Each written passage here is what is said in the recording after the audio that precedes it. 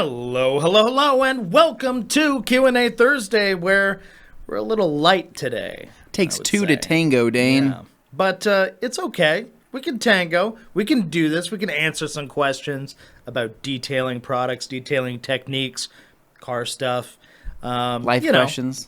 Yeah, it's all good. So what do we got housekeeping-wise today, Anthony? All right, Dane, so we're jumping straight into it. Well, housekeeping-wise, you'll notice Levi Gates is not here, and that's because Levi is down in that deep south. Yeah, the actual south in Georgia. At the Porsche driving experience, right, where Koshami is hosting an event there. And so Koshami is down there along with Levi, and I believe Pan, the organizer, is down there as well. And so Levi and Jeff are out having a blast. I think they're going to jump into some race cars, have some fun. I'm sure they're probably eating good food. They're staying there at the Porsche facility. There's a lot of good food in Georgia, I think. And I'm a little jealous. I'm not going to lie. They had asked me, said, "Hey, Anthony, do you want to go?" And I said, "I don't think it's going to work around this time."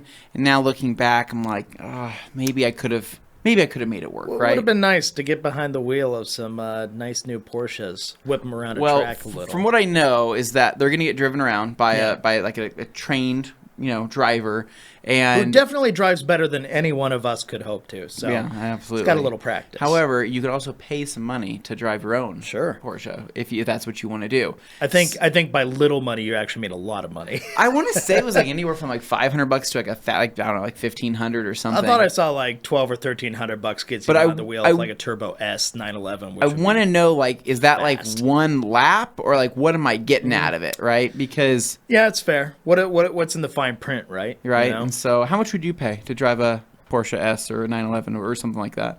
I mean, the problem is my brain also realizes that Turo exists, and I could just like go and rent a car from a stranger for maybe the same or less. But then again, you don't get the track. Yeah, and on the track, there's nobody waiting around a corner with a little laser trying to get you for speeding. So, that's an advantage, I would have to say. Yeah, so I don't know. Yeah, no, I would say think about. I'd take whatever just to go rip around a track. But anyway, so they're down there. So G. Davis says only 244 likes to go until more foaming happens. They are still trying to make stuff happen. It's like, so what happens if we get to 250 likes today? So if you were confused by that comment, yesterday we did a live stream. Me and Dane went live for almost 2 hours, and what we did is a foam comparison across the board, right? And we took quite a few different soap products that we have here, threw them through a foam cannon in a non-scientific way. Yeah, I was going to say, spoiler alert,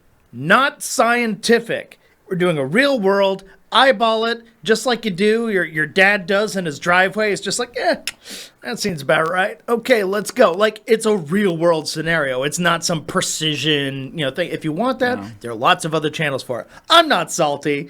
Yeah, Dane's is a little upset about the comments on that video, but it's okay. So we did that, and it was awesome. I mean, it was great to see the output of the foam. It was great to compare the different products. We had a lot of fun in the comments, and the whole deal is that I made a joke on Monday's podcast saying if we get to 250 likes that we're going to foam Dane. It didn't feel like a joke. And it realistically, I did not think that we would get anywhere. It felt like a targeted blindsiding of my trust. I didn't think we were going to get anywhere near 250 likes. I thought that was unrealistic. Then that happened, and on the day of, I was like, wow, we are getting there way too fast. This is uncomfortable. Hey, look, there's like an hour and 20 minutes still to go. Let's get to 300, and then he has to get foamed too. And because I'm a team player, I was down for it. So me and Dane both got foamed on camera. And if you haven't watched it, you can skip all the way to the end if you want to. But it's a good. The whole thing's a good time. Some commenters actually time-stamped it for you, so it'll be easy. The comments, pull up the live chat and just watch with live chat's hilarious, dude. Ridiculous. It's so funny. We had a ton of fun on that, and we will do that again. I don't know when it's going to happen. We need to get Levi foamed. Yeah, we got to rope Levi in. We got to get some other things going. It really wasn't that bad. We got foamed with. He won't be so lucky next time though. It was soaps this time, but next time it'll be like tire cleaners or something. Gosh, Dane, you're a monster. Well, he had his chance and he left to go drive Porsches. So. Yeah, that's true. But just a ton of fun. So go and check that live feed out. And then in terms of other things happening here around the office, I want to say we put out a new, not TikTok video, we put out a new reel on Instagram where Dane has to guess some towels blindfolded. I would like to make this a thing, so please go and check that out, and hopefully give it a like if you like what you see. Let's make it a thing as much as we enjoyed those Bryant packing videos, because those are really popular too. Yeah. Really enjoy those. But I have to say, just leading into this, please don't judge me too harshly. It was way harder than I thought it was going to be. I thought, it's difficult. I know what an eagle feels like versus a creature, or a waffle wave versus a glass towel. Like, these are things where when you're looking at them, feeling them, you can tell. But when you're blindfolded and then you have them in your hands and you're going, the weight seems like, okay, but I haven't touched some of these towels in a very long time, so I'm like jogging my memory, like, okay. And then he has the audacity to be like, what color is it? Dude, I'm blindfolded. Some people can maybe guess the color from the I mean, dye. I'm operating... I know somebody out there, technical, is going to be like, well, if you already know what towel it is, or you have a good guess, then you can already guess the color palette available for said towel. And I understand. Like, I get it. But still. Anyways, we're all different levels of skill, Dane, when it comes to microfiber towels. I just feel like the expectations are a little higher for me, and it was very uncomfortable. Anyway, so I mean, really, that's all we got in terms of any other crazy cool stuff happening at theradcompany.com. I don't think anything this week, but potentially here very soon, maybe once August kicks around. We had a great turnout from the bucket sale. It seemed like that was a successful thing, so we will probably do that again down the road. And outside of that, yeah, I don't know. There's a lot of things in the pipeline. It's just right now things are kind of in this like weird gray area where we're trying to figure out. There's some big stuff on the way. Timing, like, really, totally worth it. Timing things that need to be sorted out. So not yet. And one cool thing. This is detailing related, but it's kind of a little bit of a rant. So the other day I came. I love a good rant. Well, it's not really a rant. I came home, right? Actually, no. It was I came home from work. And I'm kind of walking into my garage, and I look over to the side, and the Civic's outside, and that car had been sitting outside for that day because I took the other car. And I kind of look before I go inside, and it kind of catches my eye, and I said, holy crap. Literally, holy crap. I walk over to my car, right? All over the spoiler of my car, a bird seemed to have some type of Bavarian blowout. Oh, no. Or some type of, Polynesian pop socket. Something, right? It was not good. There was bird crap. Dude, it was like a shotgun blast. Like, by meaning that there was giant hits, but then surrounding that was like pellets, right? Of everything. And this was all over the trunk, all over the spoiler. And I saw that, I said, good God, like this is horrible, right? It's a bird, okay. I'm guessing it was a goose, or I'm guessing it was something. Yeah. Now, so immediate reaction is I gotta go grab a towel, I gotta go clean this off. So I went and grabbed some paint gloss, and I sprayed everything down, and I wiped off this bird crap. And it was a ton. Now the weird part is that car had been sitting out all day long. It was 100 degrees that day, right at 101, right? Yeah. So I knew that these bird droppings baked onto the paint. Oh, it's ready to etch. Fast. And my car is coated in CSL and XO. Mm-hmm. And so my fear is okay, hopefully it didn't harm the coating, but also I'm glad that the car is ceramic coated. It's better it hurts your coating than the actual paint on your car. So that's why you have a coating. So I cleaned everything off, and it was weird because like you can tell like the bird poop, like it dried fully, and it was like a pie. It was like literally like the edges had lifted, like it had baked on like an egg. Is that kind of disgusting to think about? Like the dropping was like an egg, it like peeled off. So I cleaned off the area, and what did I reveal? I revealed a few very gnarly etching marks. Oh, no. I'm talking bad, right? Like it etched the coating. For reference, how hot is it? It's been triple digits virtually every single day, and if not triple digits, like right there on the verge of triple digits Fahrenheit here. So it etched the coating pretty bad, and it dulled that finish, right? So an etch on a coated car, something that's really well polished and really shiny, it's going to dull that area, and it's going to look like almost like a clear coat failure look. Yeah, it's not going to look right. And so I saw that, I said, "Are you kidding me?" I'm like, "That sucks." I'm like, it shouldn't have etched all the way through the coating. Like maybe it might be surface level stuff. Yeah. So cleaned it off, and my initial reaction, right, before being a dad would be go grab the polisher, go grab some compound. Let's get these scratches, or let's get these etches out, right? But let's what is do this, it now? And let's go ahead and I would recode it, right? But now that I'm a dad, I have to say, I can't do this right now. I don't have the but time. I would like to do this right now. I just don't have the time. So I went inside, and it kind of hit me, and I was thinking about something. Several years ago, roughly 4 years ago, I think it was about 4 years ago, I remember when we had Dan Williams and Ivan LaCroix here in the house. We're shooting some content. And I remember asking them specifically about OptiCoat Pro Plus's power against bird etchings. And I said, hey, OptiCoat Pro Plus, bird etchings, what do you do? Like, what do you do when you get something that's just super, super bad? And Ivan was like, yeah, you're just going to clean it off and then go park it outside. And I said, well, what do you mean? Like, he's like, just clean it off and go park it out in the sun. He didn't explain any more than that. And I said, well, I mean, Ivan, like, it's just going to get worse, right? I'm like, I have to do something about that, because this was still when coatings, the coatings were still being developed, getting better and better. They existed. And they were all over the place. This actually may have been 5 years ago, technically, 2017-ish. And and I remember them saying, no, the UV will fix the etching. And I'm like, what? Is that like, is no, that a it real, made it worse. Why would it make it better? Because yeah. Self-healing things hadn't really been discussed. I mean, they had. There's corners of the internet. I'm sure somebody will pull it up. But it existed. It just wasn't really something many could tout. Correct. So I thought back to that saying, because I haven't had a bird etching or a bug etching on my car since I've coated them. I've never seen a bird etching so bad to where it coated that bad, or where it harmed a coating that bad. But again, on a 101-degree day, sitting out inside all day long with goose acidic poop on the surface, there had to have been some damage. So I just said, all right, cool. I'm just literally not going to do anything. I'll clean it off later this evening, and I'm going to wait tomorrow. I'm going to let it bake in the sun for an entire day, and I'm going to see what happens.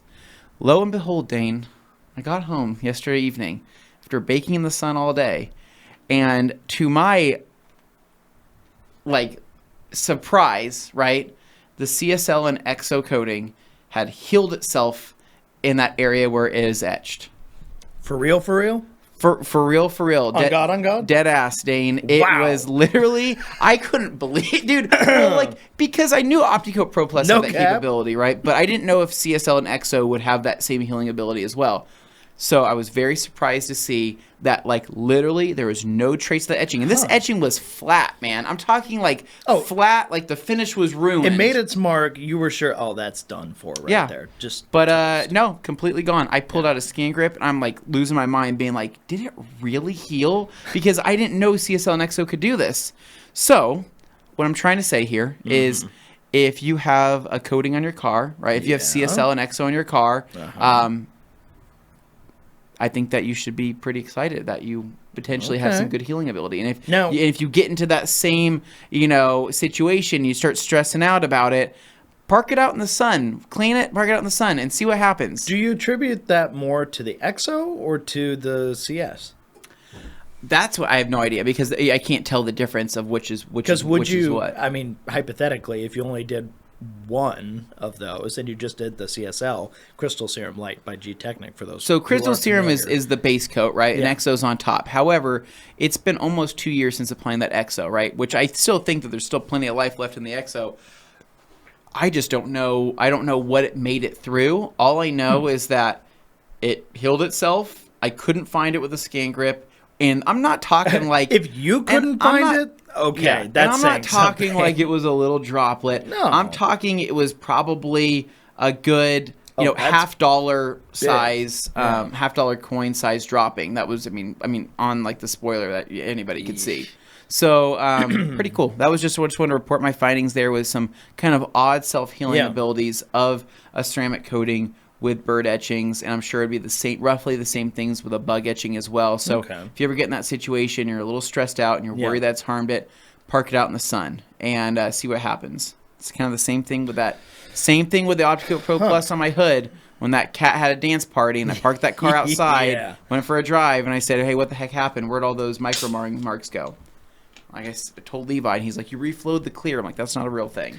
But yeah, no, when people say that, they're either talking about very old lacquer, paint or something like that, or they're just talking out of their butts. They're talking out of their butts. So let's go ahead and jump into some questions here. We want to make this just as exciting for you guys. It's only two of us. It's not a threesome, but you definitely get... I think there will be some good back and forth here. We'll be able to make it work. But in fairness, we won't have Levi's more shop-oriented experience, which I know a lot of people... No, what we're not going to have is Levi's plugs for Pepsi products. Right, and Brooks, Brooks running shoes. Drinking it, and I'm wearing them. Speaking of which, Brooks released their new glycerins. I would like we need to get my hands on those. Take a look at that and see what kind of options there are. The glycerins are very comfy. You said the glycerins were like walking on a cloud. They were the comfiest of all the Brooks. Mm-hmm. The style I was more on the fence with because I like the look of my Ghosts more, but... The glycerins were by far the comfiest. All right, so we're 50 minutes to catch up. Well, so we built up a good little... we want to build up a good little stockpile of comments and whatnot. So Alex Dewar says... Knick's Dragon, hop onto the live. I think they're talking about the commenter who, on our previous stream we did yesterday, was very disappointed that we weren't more scientific about it and doing the proper dilutions and all that stuff. And I'll say, I don't want to make anybody feel bad for, wanting to see those kinds of things. The part where we kind of laugh about it is there's just so many channels out there who already do that sort of thing, and you can get a guy writing in a notebook or a whiteboard doing scientific measurements and stuff. We just wanted to show people what, if they were going to do it in their driveway or, in a shop or something, what it would look like, just willy-nilly, eyeball it, just kind of get it like a real-world thing. What does the foam look like when you compare them each to each other? And we tried to keep it equivalent because we were doing the same measure for each one. It just wasn't necessarily the perfect proper measure, which we do in our other isolated videos. So that's all I'm saying on that front. So, make of it what you want. For what it's worth, I hardly ever measure out soap in a foam can. I eyeball it always in a bucket in a foam can. The only time what? It still works. The only time I ever measure out things is when I'm using an IK sprayer because the dilutions literally do matter on that. And the IK, that really does matter. Just because it's a pump sprayer. But outside of that... But in a Canon, you have so much pressure going through there, like, it's gonna work. Yeah. So Dan Pfeiffer says, good afternoon. We're up from Minnesota, USA. Hey. Happy Friday Eve to the Tierci crew. What a blast yesterday with the foaming live. Thank you, Dan. It was a lot of fun, and I was very itchy afterwards. That's weird. I wasn't itchy. The pearl, once it dried, was a little smelly, honestly, and I was like, why do I smell so bad? It's a little bit of a funk. It was like a weird mildew smell. When you get something wet and it dries... when it's on you, it just doesn't smell right. That's what I kind of got out of that. What the soup we were walking in. That was pretty gross. That was pretty gross. Yeah. So that's Dan Pfeiffer says thoughts on polishing out hard water stains on chrome trim around windows. Have a vehicle that's pretty stained. Maybe with the Rupes Nano. Yeah, I'd hit with the Rupes Nano. Maybe try to do like a wool pad or something that's got a little bit more cut to it. Polishing out the chrome trim. You want to use metal polish when you do that? Chrome trim. The chrome trim. Trim crim, the independent. I think it'll turn out fine. It's just sometimes that stuff can etch really, really bad or build up a lot of mineral deposits on there. If you do have MDR, maybe hit it with some MDR first just to try to remove the minerals and then polish it out and see if that helps. Or if you have W9 from G-Technic, that will also help remove the minerals. And then we have Joey Belinsky. Our boy Joey. Says, happy Thursday, boys, from the Deep South. It's time for a new polisher. What an exciting time. That is an exciting time. Right? It's an investment. I have a LHR 15 Mark III and my trusty 7424 XP for 3-inch work. Would you grab a PXE 80 or an Hybrid Nano to add to the mix? That's a great question. Yeah.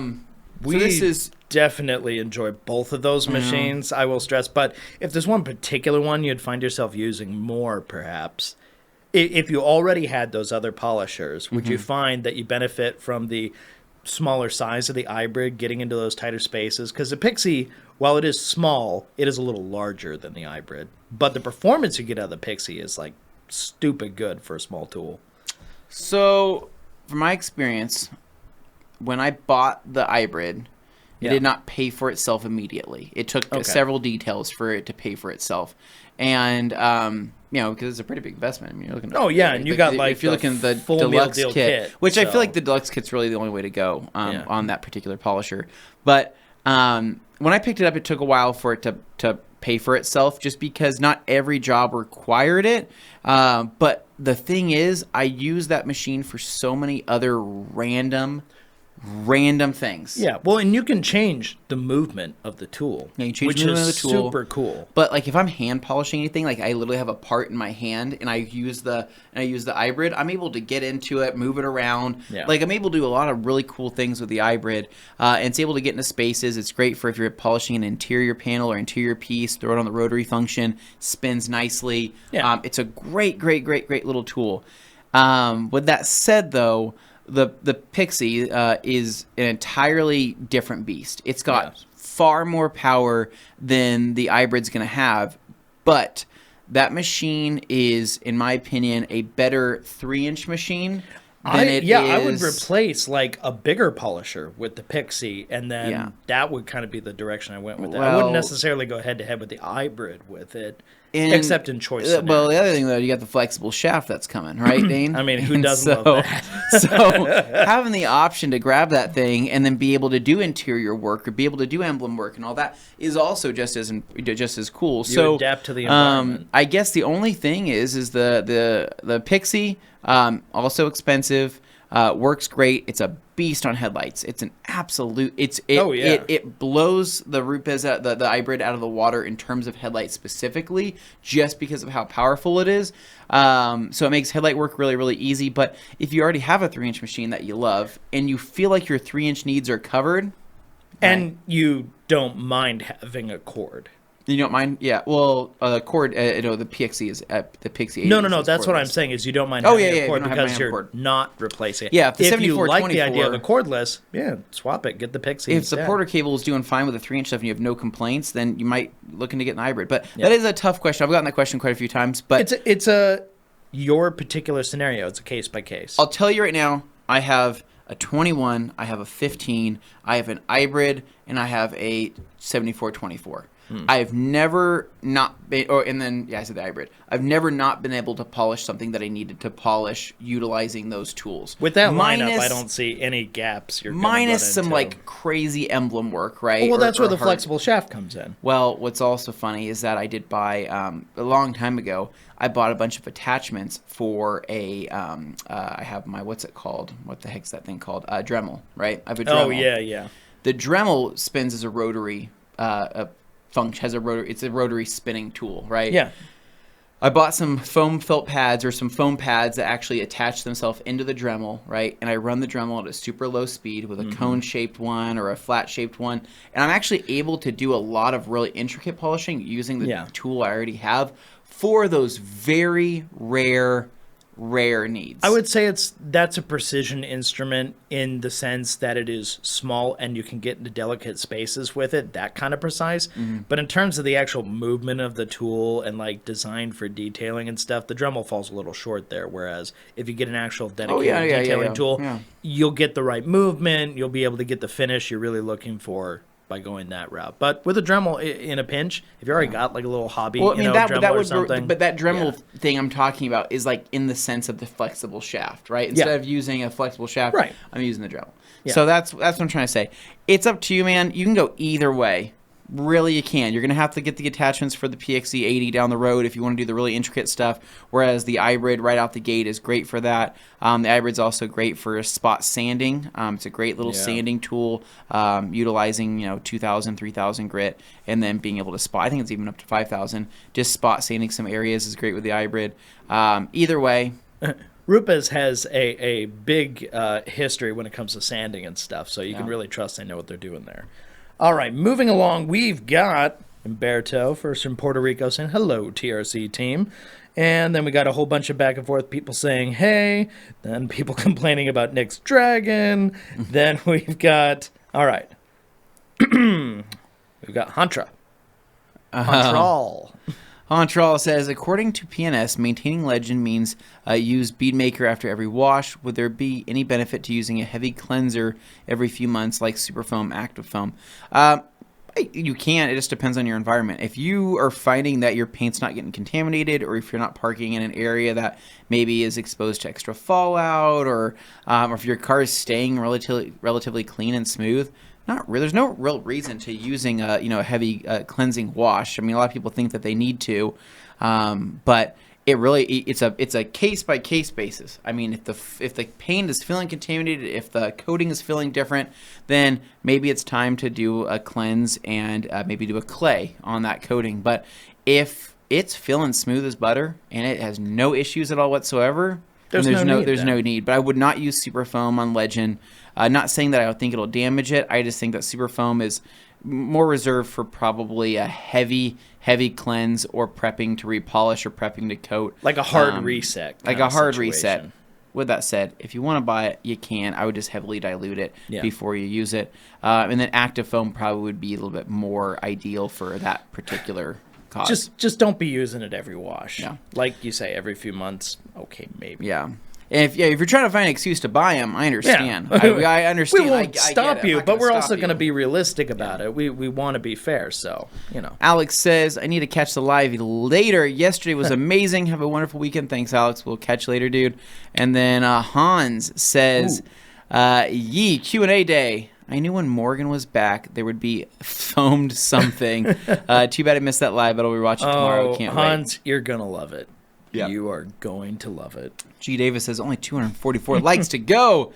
I hope it's more by now. Again today. Which, by the way, guys, if you haven't liked this video yet, please do so. It helps us get in front of more people. We really appreciate that. And there's a lot of people out there with a lot of detailing questions who don't know that this show exists, and we want to be able to help. So extend it our way, and we'll take care of the rest. Thanks. Okay, so we got Neil here. It's Levi's turn to get foamed. Yeah, I think so. That's got to happen. Detailing Vibes. How y'all doing, guys? We're doing good, man. And we are on page 5, so going to page 4, and a whole lot of back and forth. I got Stillies. There we go. Says, hey, Tierci, I have a side-by-side to do Saturday. It's filthy, and I've been left out in direct sun, fading majority of the surfaces. Customer said, I don't want it all armor-alled, just cleaned up. Suggestions? So he doesn't want it to be greasy, slimy, too shiny. He just wants it to look like fresh, like new again. Well, here's the downside. I mean, if the side-by-side's been sitting outside and everything's sun-faded, those plastics are getting baked, you can clean it. You can clean it till the cows come home, and it'll still look kind of crappy. So solution finish? Solution finish should be your best bet to make it look more natural again. Because with those having so much black plastic on them, you have to do something about it, right? And Armor All has a bad rap, obviously, because people assume it's just going to be greasy. If you have a water-based dressing that's non-greasy, you could try to throw that on if you don't want to have to do a solution finish application. That's still more temporary. I would say that the black trim on that, clean it, wash it, do what you need to do. If you focus on, instead of making the nice shiny areas or whatever paint or vinyl's on there look better, I'd focus on the black plastics, because that's going to be the first thing your eyes are drawn to. Yeah, it's the first thing that ages the vehicle in someone's eyes. Either a non-greasy water-based dressing or solution finish will do the job. Yeah. G. Davis says, Dane, I enjoyed your Instagram live oatmeal bath last night. Oh, wow. I must have missed that. Was I unconscious? What's going on? Don B says, happy Thursday Eve, TRC crew. I received my mystery bucket. I am excited to try out some of the new to me products. Any tips on how to use Easy Coat refill without the hose adapters foam on? All right, so Don, this was... I'm not going to say this was an issue, but this was an area of concern when we shipped out the Easy Coat refill bottles, right? Ideally, we probably should have not done refill bottles. We probably should have done Easy Coat, with the sprayer. Otherwise, how are people going to know how to use it? So if you don't have a sprayer head or something like that, you can reach out to theradcompany.com, reach out to us, our support email, to see if there's anything that we can do to swap that out for you with one that has that. We just want to make sure you're able to use it. However, if you don't want to go through that pain, here's honestly the answer to how to use Easy Coat without the whole sprayer thing with the hose. Very simple. Rinse your car down after you've cleaned it. Like literally clean the whole car, wash it, clean it, rinse it. When there's water on the surface of the vehicle, right, take your Easy Coat, throw a sprayer in it, any type of trigger sprayer. Go around the vehicle and start spraying it down, preferably one side at a time with the Easy Coat, getting good, even coverage across the board. Then you're going to take your hose and or pressure washer and start pressure washing everywhere you sprayed. It's going to activate the EC coat, and you're going to have it's pretty much instantaneous. It's instantaneous. So, and this was always a trick that you could have done. And Eric from G Technic said, hey, if anybody doesn't want to use a hose because maybe their hose water is really, really hard, or maybe they would prefer to use their pressure washer that's already set up, right? Then rinse the car, get it wet, spray on the EC coat just via trigger sprayer, rinse all that off. And if you're someone who loves the idea of doing less work to get an awesome result, then that's the problem. You'll have the same outcome. It's the same outcome as if you were to use I'm a big fan of that kind of thing, so it's awesome. Attachment. Yeah. Ricardo B says, happy Friday, Tierci crew. And then Tanker 578 says, imagine if for every 200 likes, do that every someone time. Gets foamed. Now, it could be kind of fun if we gamify it a little bit. If we made something like, I don't know, just like maybe a giveaway or something. Like if we hit a certain number of likes before the end of any given live stream, we could do it case by case basis. Public humiliation works the best, Dane. It works the best. I know. It works the best. They're like, Dane, you talk too much. We just want to shoot you with a foam cannon. I'm like, oh, okay. Self-esteem's doing great. But getting more depressed every week. Oh, and then just keep cranking up the pH every time. Like, guys, this is getting dangerous. Dane's skin's starting to look a little weird nowadays. Yeah, I look like an NPC in Fallout. We will do something like that again. I mean, yesterday was such a surprise. We really didn't think that was going to happen. No, we legit didn't know what was going to happen at the end of that. So that was fun. You saw it in real time, so. Stillies says, Andy says, it's been getting hot, over 90 degrees Fahrenheit, even by 10 a.m., so I've been looking for a process to choose for efficiency. Ordered Mudbuster to try foaming on after an APC, agitation and rinse. Thoughts? Ordered Mudbuster to try foaming on after an APC agitation. Yeah, that would be fine. I mean, I think that would work as well.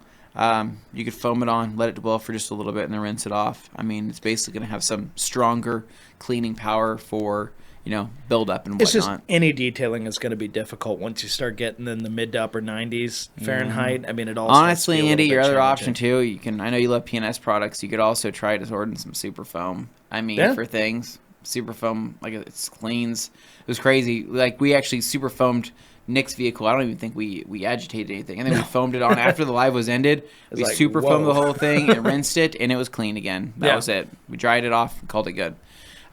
Moving on here, we've got, after Tanker, we have the Bearded Hunter, our Grand Ambassador, saying, what is up? Hope everyone is having an awesome Friday Eve.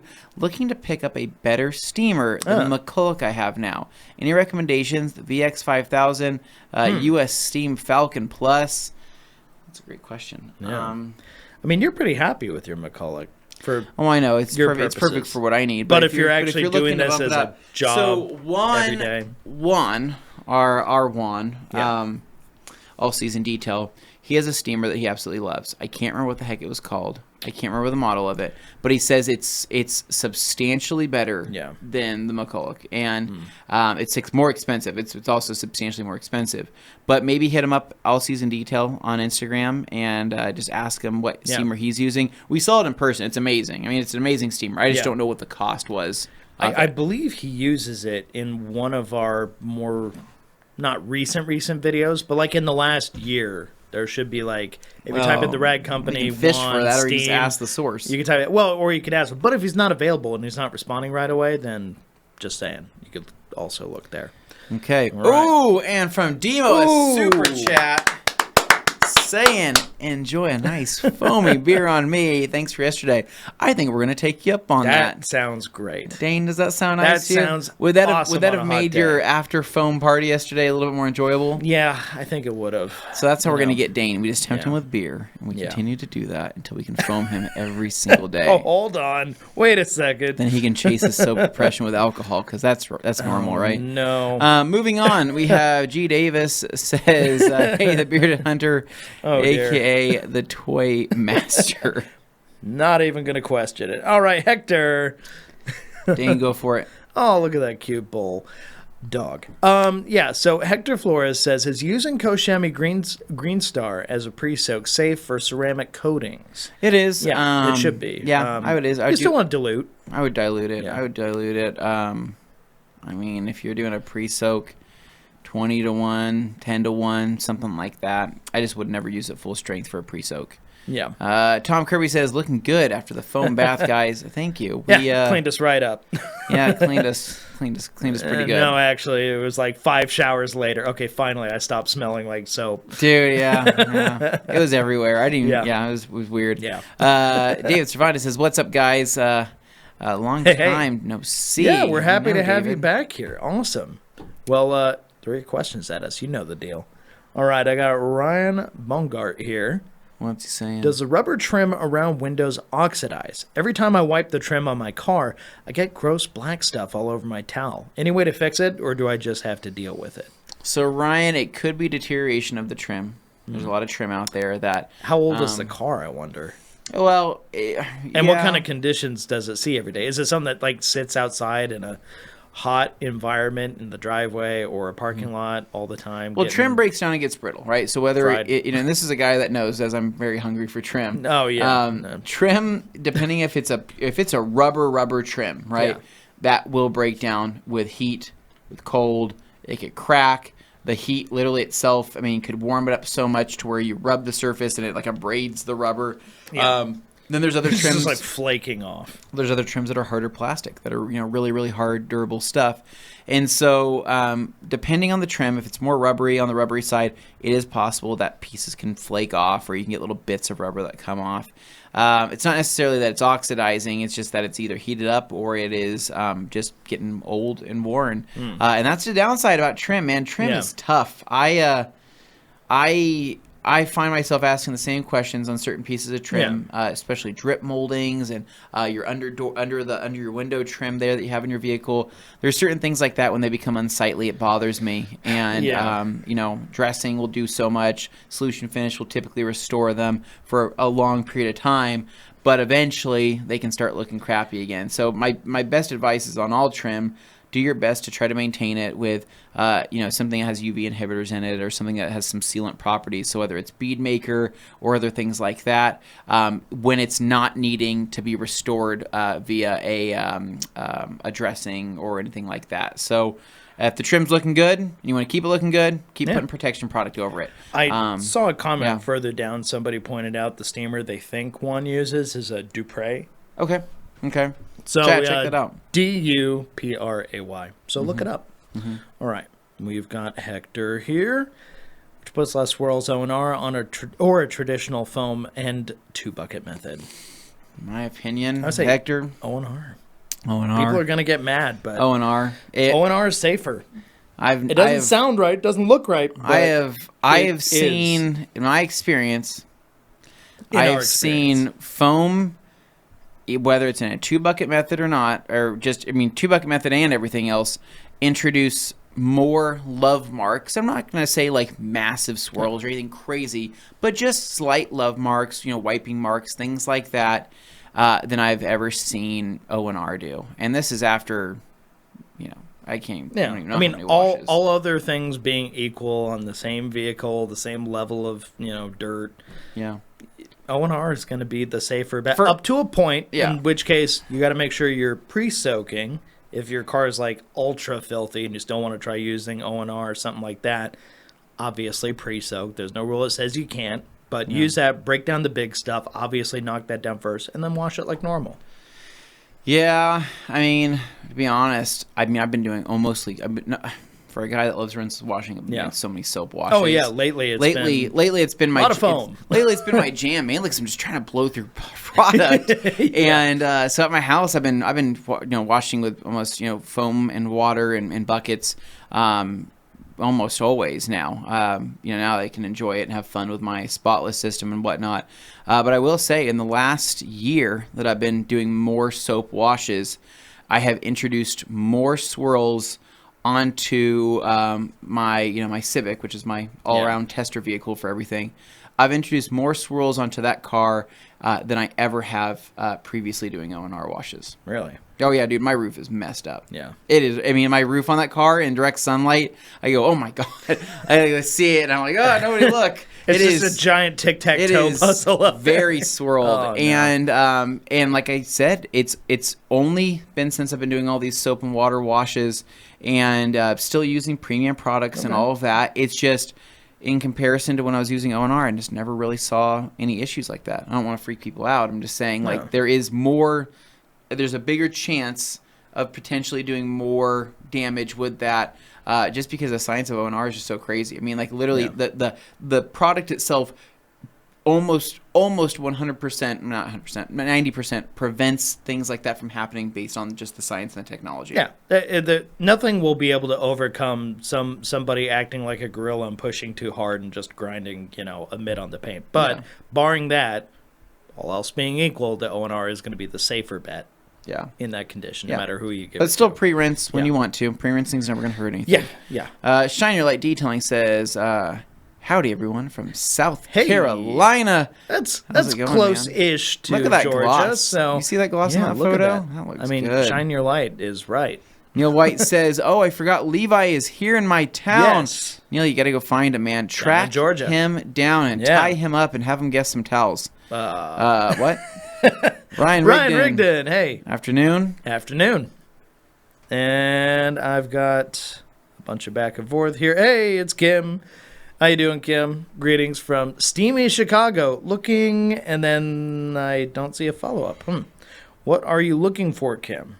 All right, let's see. We've got G. Andrew Werkheiser bought his 4-door 914 to the Porsche event. The 4 and 914 does not stand for the number of doors that car has, because it's a very tiny car, and it's one of those where, fun fact, it was originally more of a Volkswagen than a Porsche, but hey. Anyway, moving down the line, we've got Graham. What's Graham up to? Says Anthony. Oh, my God. That's great. Oh, my God. You never know. You never know until we get the picture expanded. Yep. Afternoon, Anthony and Dane. My homage to you both for yesterday's live is my avatar. Thank you, Graham. That is profile picture game on such point. A blessing. Never forget. It's so funny. Randy Ricochet. I know Thursday. That's not your real last name, but we like calling you that. Happy Thursday. Let's see. We've got, a lot of howdies. Fletch. Ooh, Fletch in the deep south of San Francisco. Make sure to, remember us next time you're eating a sourdough bread bowl, right? Bread bowl with clam chowder in it, right? Delicious chowder. That's a traditional deep south dish that is widely known around the deep south. It could be argued that it is a comfort food, but it's not like your standard southern comfort food. I haven't had clam chowder in a when's the last time you had clam chowder? I love clam chowder. The last time was probably 6-7 months ago. Are you a clam chowder kind of guy? Yeah. I think the last time I got it, there was like from Cafe Zupas or something, so it wasn't particularly exciting. Yeah. I like Ivers. Shane. I like Ivers. Yeah. From Seattle, awesome. Yeah. But the other best chowder I ever had was probably in New York. Yeah, it was like a red style. Do you call it chowder or chowder? Well, if I was in Boston, it would be chowder. So delicious chowder. Do you remember that chowder that we had when we were at that place over on the East Coast? That old chapel that we were in. Yeah, remember the Monk's Abbey. Yeah, I think it was, and that was in Virginia, Norfolk. Yeah. But they had the chowder that we tried. We sampled it, right? They had a crab chowder, but then they also had clam chowder. I remember we had like a sample of both, and it was amazing. Yes. Thing is, I love clam chowder. Big chowder fans. Yeah. I love it. I can never eat it on the road. No. When we are traveling or if I'm on a trip, people are like, oh, order the clam chowder. And I say, yeah, I'd love to. My body doesn't digest like that, right? The and it's going to be a bad time friends. For everybody if, this doesn't go well. All right. So we got Randy Ricochet back in the saddle again saying, I love the foam show. It was plenty scientific. There were chemicals, rubber gloves, and foam. How much more sciencey can it get? That's what I'm saying, man. Well, sometimes people just want to see that raw data written into a board. And you know what? We had that too. Thanks to the contributions of Gabe out there taking down the times for dwell What's time. hilarious is I was about to say, for those who cannot teach, right? Oh, man, that's always I feel bad because I love teachers. And Gabe is a teacher, and Gabe was the one writing on the board. No. Sorry, Gabe. Once a teacher, always a teacher. Yeah. So, moving on, Kimberly says, are the foam shots in slow-mo? No, because it was live. Yeah. Kind of hard to do slow-mo on a live unless it's pre-recorded. Dane, if you want to, we can do a whole hype reel of just us getting foamed again. We have to commit, though. Yeah. I mean, it's kind of like getting slimed on Nickelodeon.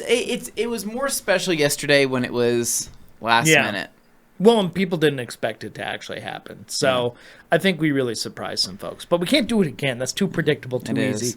We got to mix it up. We got to do something. Project Get creative, people. Says, how's the foam recovery going? It's going well. It'll be better after a beer or two. Nash says, happy Friday Eve Tierci, guys. I ordered lots of PNS gallons and brushes late last week. Should be arriving tomorrow. Appreciate the swift package shipping as always. And that is thanks to our shipping team. Thanks to our team over there. Amazing fulfillment team who belts that stuff out. So, shout out to them. G. Davis says, Anthony and Dane doing an Eyes Wide Shut tribute on Instagram. I do love a good Kubrick film. All right. UDS Way, great to be tuning in again for some Q&A. I missed y'all.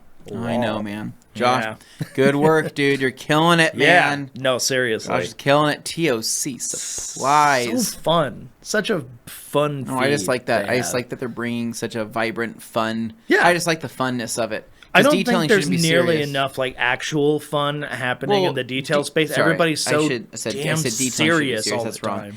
Okay, I think that content for detailing shouldn't always be so serious, but not always. Yeah, but can you tell it's a pet peeve of mine? Yeah, so I love that you guys are having fun. It looks great, right? I see you guys doing that stuff, and I go, I would work there, right, if I lived in Canada. But I'm like, looks like a fun time. But we work here, but we also have fun here. So, I mean, but when we're doing a thing. Maybe we should have a big company party where we get together and do a company collaborative party. This is like a crazy sister cities kind of thing. Yeah, something like that.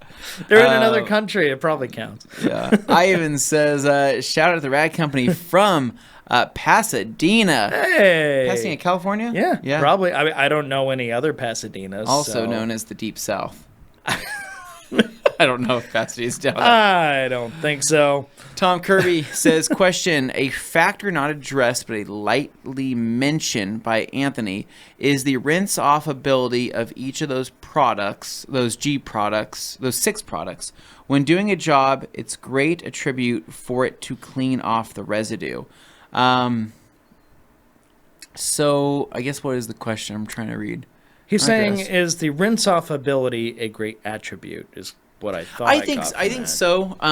When we're going through the foam stuff, mainly for the fact it's a time thing, right? It's how much time can you save and what kind of residue is left over. Because the thing is sometimes soaps will leave soap residue even after you thought you fully rinsed them. Like you can basically spray off an area and you're like, okay, I got it all. But then you go back with a hose, maybe wait a minute or two later, and suddenly more foam appears, and it's just more off the surface there because you didn't get all of it the first time. And that's what's tough because I mean, that's cling right there. How much time do you want to spend?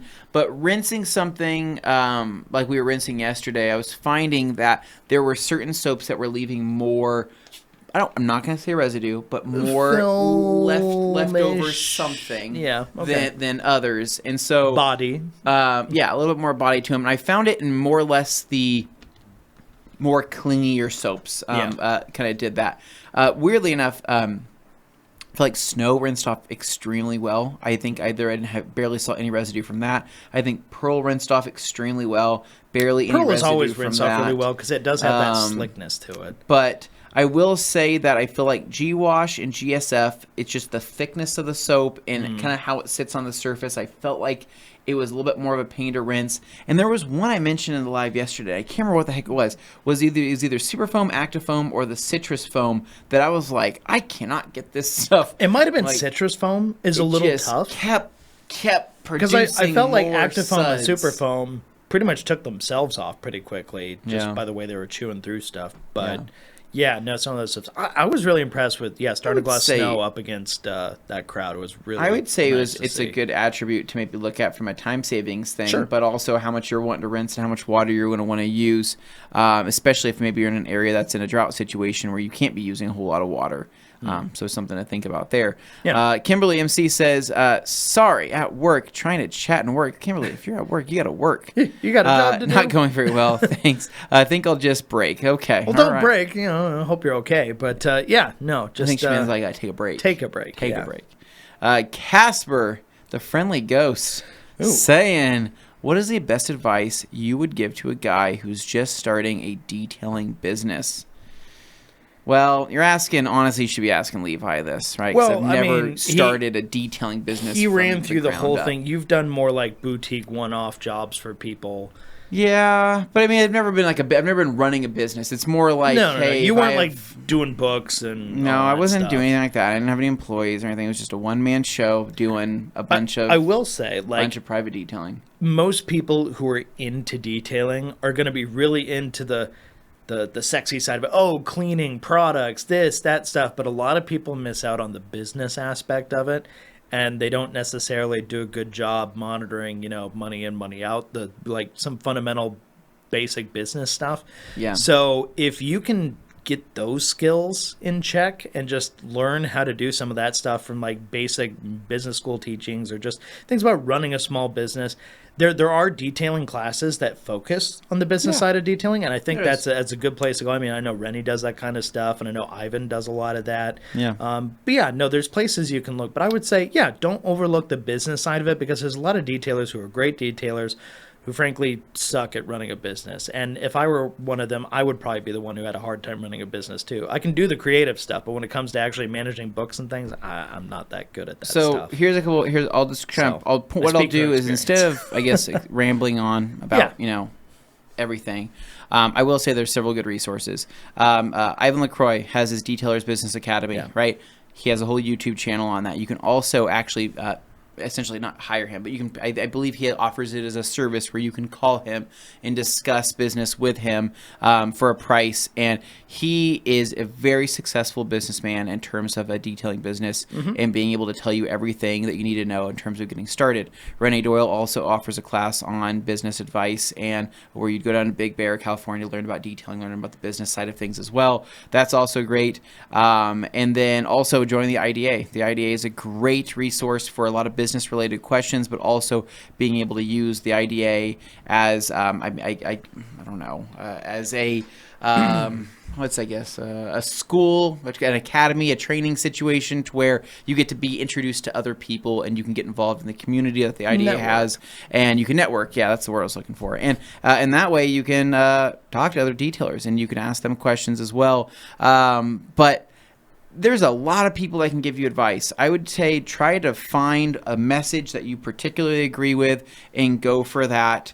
Don't get lost in all the smoke and mirrors of all the other, fancy detailers you see on Instagram. Try to do your own thing. There's one thing I'll throw out there. Now, there's different schools of thought on this, but don't sacrifice, a reasonable living wage type price for your jobs that makes sense for the amount of work and the amount of product you put into it. Don't undercut yourself, because as soon as you start doing that, it becomes easy to do that, and you just dig yourself a hole that's much harder to get out of. Be, true to yourself. Actually, get people who are willing to accept your rates as you are, as long as it feels reasonable. I would just say don't put yourself down. I think there's a lot of people who will take a whole lot of free jobs. I'll get exposure and all these different things, and sometimes it works out, sometimes it doesn't though. And if you're looking to actually run a business, it can be kind of a bad habit to get into if you're not paying attention to how you leverage those situations. Well, I think it also depends on overall experience and what your time is worth. So there is a trade-off at a certain point where, because he's just starting out, so I'm imagining this is early days. Well, if you're inexperienced and you don't know everything, you need to do in terms of running a detailing business, but also the technical side and being able to detail and polish and ceramic coat and do all that, there is a time there where you have to cut your teeth, right? And you might have to take on some free jobs. You might have to practice on things. You might have to go get a couple of panels from the junkyard and practice things such as polishing, coating, wet sanding, if you want to get into that. There's that area to where you might be working for free for a little bit, but once you get that experience and once you continue working and you get better and better and better and more knowledgeable through those other resources I was talking about, hence whether it's Ivan or Rennie or the IDA or watching some of our older videos that we have on the Right Company YouTube channel, once you get to that point and you build up that experience, that's when you really can't be doing a whole lot of those free jobs anymore, those learning jobs, because if you're wanting to approach this from a business standpoint... I wasn't saying never do it. Yeah. I'm just saying, don't get in the habit of making it... you have to know your worth. the only thing you end up doing. And don't make it a race to the bottom on who can do it the cheapest. Exactly. And that's where the comparison, especially new people getting into the industry, they get really caught up in other people's... You'll look at a competitor and go, I'm going to undercut him by, $5 or $10. They get worried about other people's price, and they say, well, this guy down the road said he'll do it for $50, right? You're not competing with the $50 detailer. No, a low price isn't impressing anybody. You're not competing with that person if you have the experience, the knowledge, and the time, and the effort, and all of the bookwork that's been done to be a good detailer and a good business owner, because that's not who you're competing with. You're doing your own thing, so don't ever compare yourself to them, because that is the race to the bottom on the $50 detail. Well, I'm going to say something a little controversial, a little harsh truth that I've noticed just in the time of being around all this stuff so much, but brace yourselves. A lot of times the people who want the cheapest jobs and the people who don't pay a whole lot for a job, they don't value it, that kind of stuff, they're going to be the biggest pains to work with.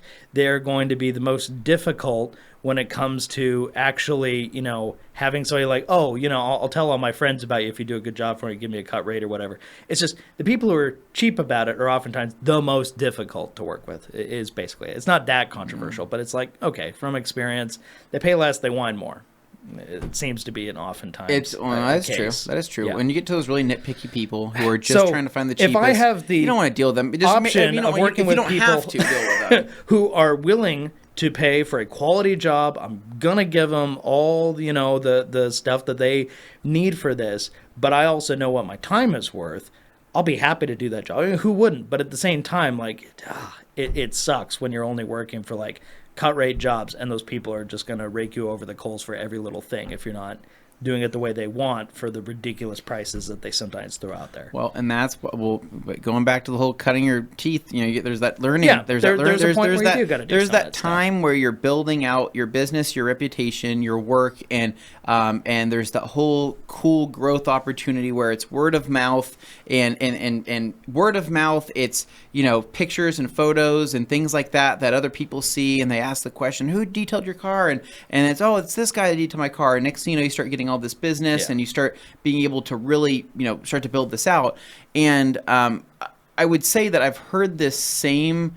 Levi's calling me. Levi should know that right now. On the Levi, come on, dude. Levi, I'm sure he's trying to call in so he can actually give advice. Not going to do that right now. But what I will say is, based on all the Grandmaster calls I have, I ask these Grandmasters every quarter how they got into detailing, right? And a lot of the guys that run detailing businesses will tell me their story of how they got started. How it started off as it was a passion, it was an interest, it was a passion project. Maybe a friend or a family member or two first. Well, maybe they got hooked on watching videos on YouTube. Maybe they just always enjoyed detailing their vehicles.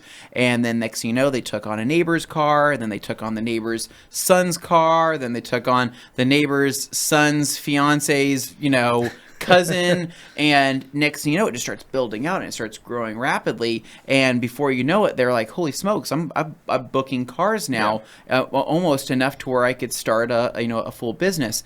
It's that period of time which is so important to build out those skills and to learn, while maybe you're doing things for a little bit cheaper because the expectation might be different, but the better that you get, and you'll know when you're getting better, the better you get, the better outcomes you get from your polishing, the better outcomes you get from your interiors, the more tools you're able to utilize to get a better outcome, and all of that, as that continues to grow and build out, that's where you're going to start knowing what your time is worth at that point, right? You're going to see these results, and you're going to see the customers' reactions, and at that point, they should be able to respect that your prices have increased with the more knowledge you've got and the more training you've done and all of that. And it will, again, it kind of opens up a door to where you're not chasing that bottom dollar and comparing yourself to that $50 detailer. And you should be able to build out a pretty successful business. But always make time for yourself, make time for your mental health, make time. Don't work yourself to death because you're living in fear that you're going to miss out on the opportunity. If you can't work, you're just hurting yourself. So. And trust me. And then the last thing I'll say is that all the money is not made from Ferraris and exotics and all of that. Doesn't necessarily, if anything, some of those people are actually some of the cheapest people that you'll ever meet. It's crazy. They'll pay $200,000 for a car, but they won't pay $1,000 for a full exterior detail and coating. They go, that's ridiculous. I would never pay for that. And you go, you just spent $200,000 on a car. Whereas there's other people, I'm not saying they're all like that. There's other people that have no problem paying that, but oftentimes it's that kind of middle ground where you got a guy that just bought a brand new, 220, or it's not brand new anymore. I have a Toyota Highlander that I would like to take care of. Or they bought a new 4Runner, or they bought a new Subaru STI, or whatever the heck they bought, and it's that weird like $50,000 price range where they actually are a little bit more open. I would say in that 40 to 60 range is like a kind of a sweet spot. It's where they're kind of like, hey, I'll pay for the PPF. Yeah, they just bought this car. It's new to them. For the coating and new-ish. And sometimes those people can be extremely generous, and you never know what kind. Levi will be the first to say that too. A guy with a Corolla was one of his better customers ever. I mean, you might get a killer tip, or maybe they'll just be a complete, a return customer for maintenance washes and all that stuff. You never know where it can lead to. And but my very, very last note on that, I know we kind of ramble a little bit, but I think it's very valuable. I think a lot of people would benefit from this. Is it's okay to watch YouTube videos. Don't feel like, people put it down like, oh, you're a YouTube certified detailer. There's some really good info out there that people are putting out there. Oftentimes who you get it from is important, but I've seen some actually like really legit solid business advice coming from there. It just, pick your heroes. Yeah, I would say so. I mean, watch YouTube videos, but also don't get too caught up into YouTube videos. Take everything with a grain of salt. There's a lot of people, I will tell you, that are they are YouTube detailers. Grifters. Okay, so moving on. They're YouTube detailers. They're detailers, but they don't really detail for money anymore. They detail to make YouTube content. Okay, Nick says to wrap it up and move on. Well, actually, on that note, we've reached our halfway point. Oh my God! I didn't even know that. We're having such a good, thorough, impressive discussion time here with this stuff. I don't know if that's true, Dane. Everybody could be literally sleeping in the comments. We wouldn't know because we're not there yet. Well, there were well over 100 people watching, so I was happy to see that. Armand says, is that a picture of Anthony shredded? Yes, it is me in my past life. And no, that's not Photoshop. That's really what he looked like at one point in time. Dane, what are you talking about? You're saying I still don't look like that? And he definitely doesn't. Dang it. Okay, so on that note, guys, we're going to take a brief little break just to, refresh things, and we will be back right after these messages with more questions after this.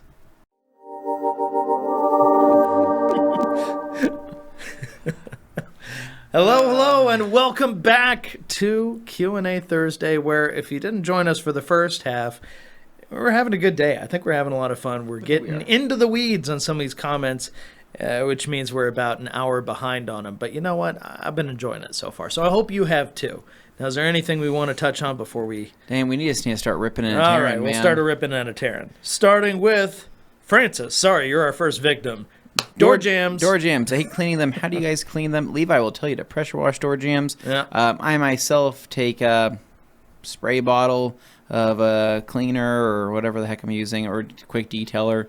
I don't know. I guess it changes. Depends. If it's heavy dirt and grease, APC and brushes. If it's light dust, O&R, quick detailer, wipe it out with a towel and call it good. But door jams, I understand there's different levels of dirt, and so typically a brush, like water. Let's be real. Are you that concerned about? Oh no, I maybe left like a little marring or a swirl in my door jamb where no one's ever gonna care. I am, unless it's a show car where the doors are open regularly and people can look inside. That's different. Yeah, I don't know. Or you're psycho like Anthony. Brushes, towels. I mean, that's the best way to do it. Project Argent says, as thick as an Oreo cookie. Yes. No idea what that's in reference to. The bird poop. Yeah. I was thinking. Well, I washed my hands and sanitized them after picking that up because you never know, right? And G. Davis says, a Bavarian Blowout, also the name of Hans Closen How to ebook on self-plumbing projects. Anyone use Underdog? I've not used Underdog yet. I've heard multiple people reference it. Yeah. Have not used it. Angry Bird Diarrhea. Yes, Sergeant, I agree. And then Jody Hightower says, I've been having trouble removing tar/rubber from my side skirt. I have tried Green Star, Undiluted, Tar-X, and G-Technic Citrus, and they all do not affect anything more drastic I can try. Try Ulex, man. Ulex. Tar-X is not as powerful as Ulex, in my opinion. So try Ulex. Ulex is strong. We have a whole video, man, on me on a Raptor that was covered in tar, and it literally just melted it off. It was insane. I mean, Ulex is great. The old Woe is tar and glue remover is amazing as well. But try Ulex and see what happens. Stillies says it's okay. Levi's adamant we still have Anthony. That's cool. It's cool. Yeah, I'll just be quiet in my corner, I guess. Oh, Dane. You're the guy in the middle. Right? Not today, I'm not. No, but apparently that's also a problem. Speaking about shoes, how are the slippers holding up? Says Hans Closet. Mine are fantastic. My wife has stolen them. What about you, Dane? Oh, yeah. They got appropriated at my house, and now they're just like fun footwear in the middle of the morning or whatever, just walking around. Dane's fun footwear. Yeah. It's a new wholesale warehouse. Nope. Correct, Dane. Your method of measurement is just right. A real-world experience. Thank you, Kirby. All right. We've got Umberto. Normally, people who are not detailing as we do make an eye measurement or dilution. So yesterday was basically like that, based as fair 100 milliliters. I agree. That's exactly where we were trying to come from on that. So thank you for recognizing that. We are on page... Nope, not page 6. We're on page 5, perhaps? No, not page 5. We're on page 4. Okay, we're not so far behind after all. Okay, that's good. Can you foam carpet bomber? I don't use it in my car. I got a Foam Pro 2 and needed some good hardy carpet cleaner, so I threw some in the sprayer, and it did God tier cleaning. God tier cleaning. Oh my God. Wow, intense. Okay, bye. Yeah, man, you can foam carpet bomber. We foamed it before in the IK Pro 2. I just recommend diluting it. But, yeah, I mean, it worked for you. Sure. And you liked it. Heck yeah, man. Have at it.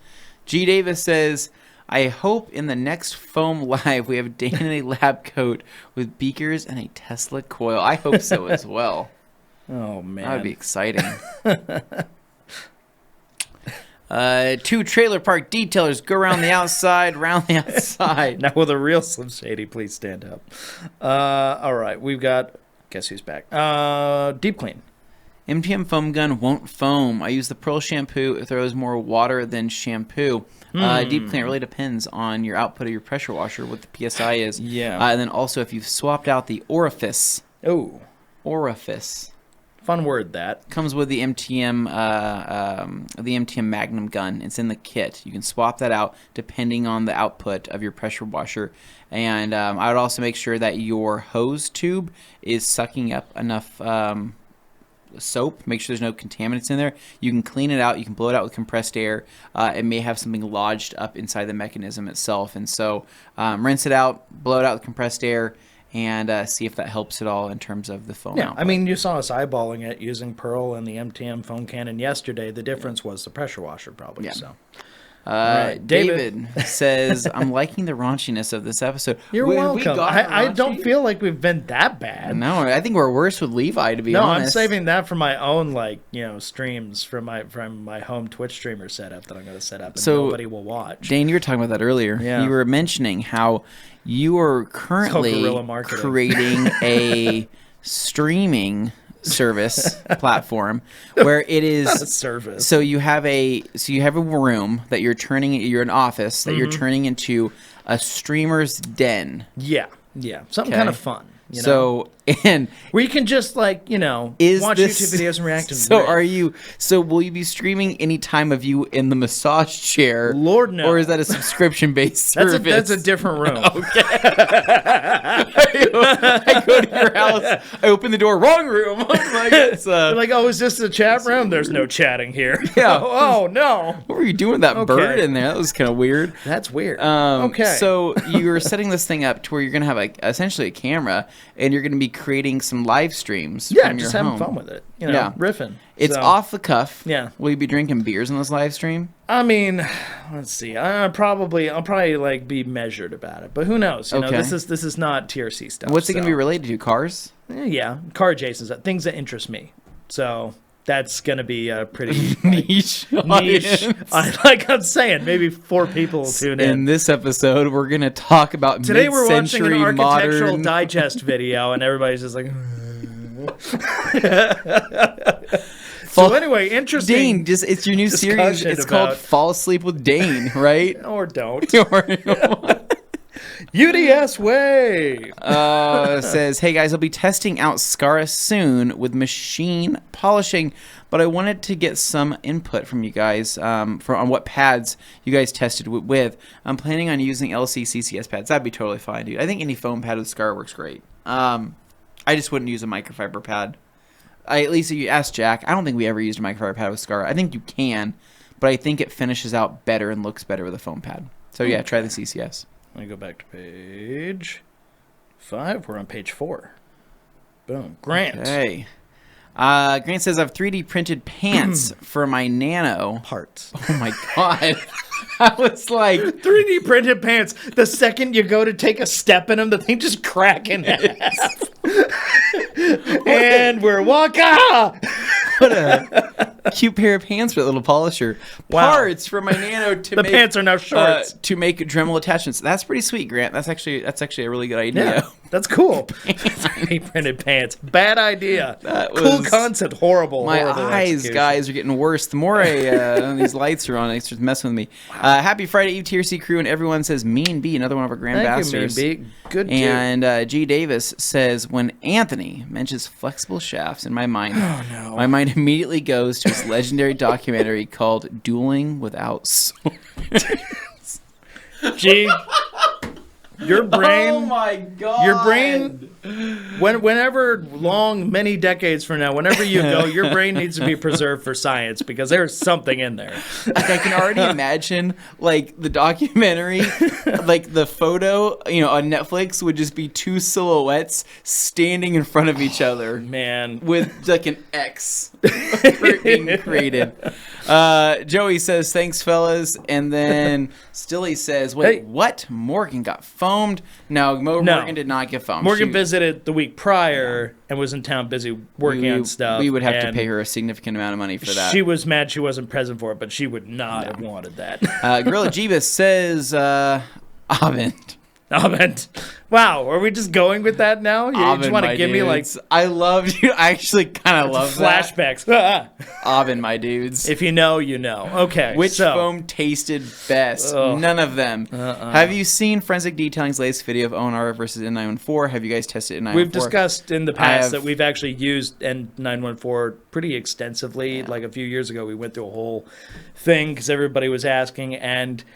If you noticed, we still continue to use ONR. I mean, it's not that there's anything wrong with it. It's just from what we found works for us. That's where we keep turning to. I don't think it's a horrible product. I just don't think it's anywhere near as good and don't take it that ONR. way because it's not. It's a good product. It's just not necessarily what Levi or Anthony or even myself necessarily would prefer over ONR. Yeah. So Dabbler says, have you guys seen G-Tactic's new application video on YouTube? They say to immediately buff off CSL after application. No waiting, no sweating, nothing. Has the formula changed? I have not seen the new application video, so I'll have to check that out. Yeah, that sounds about right. Honestly, by the time that we start applying, like if I start at one edge of a fender and I work down to the bottom of a fender, by the time I get to that bottom, I usually am ready to wipe that product off, starting from where I began. I do one panel at a time still on pretty much all my coatings. The only thing I don't do one panel at a time is with like gloss coat, for example, just because the working time is so long. Yeah. And then Sol from PNS, you can pretty much do a whole car in Sol by the time it's time to wipe it off. So I'm always a one panel at a time. User-friendly application. Mike Filler says, "Hi, I heard you guys. Hi guys. Oh my god, I can't. What am I saying? Hi guys, that live you guys had was great. Thank you, Mike. I appreciate that. Sorry that the guys kind of tripped it up there. Honestly, it's so funny. Whenever we read these, we read so many comments through here. It's strange because my mind always tries to compensate for words being misaligned so often that when I do read something that's typically like well written, that throws me off more. You're like, where's the horrible juxtaposition of like grammatical, atrocities taking place? Are we dyslexic now? I think this Q&A has made me dyslexic. I think it's actually it's exacerbated it. Stilly says, any beanies to doing a see what I mean? Like these questions. Okay, now these questions just throw lost any again. Beanies to doing a maintenance wash on a coated car with a product such as spraying on Easy Coat. What could that have possibly autocorrected from? I want to know. But see what I mean? We're not dyslexic. What is it? Benefits. Okay. Maybe he meant bennies instead of beanies. Yeah. Anyways, any benefits to doing a maintenance wash on a coated car with a product such as spraying on Easy Coat? I don't think there's necessarily a benefit if it's already a coated car. No. Easy Coat, I mean, it depends. Easy Coat might stick on areas where maybe the coating isn't, and that might be nice. It might be topping off the coating a little bit.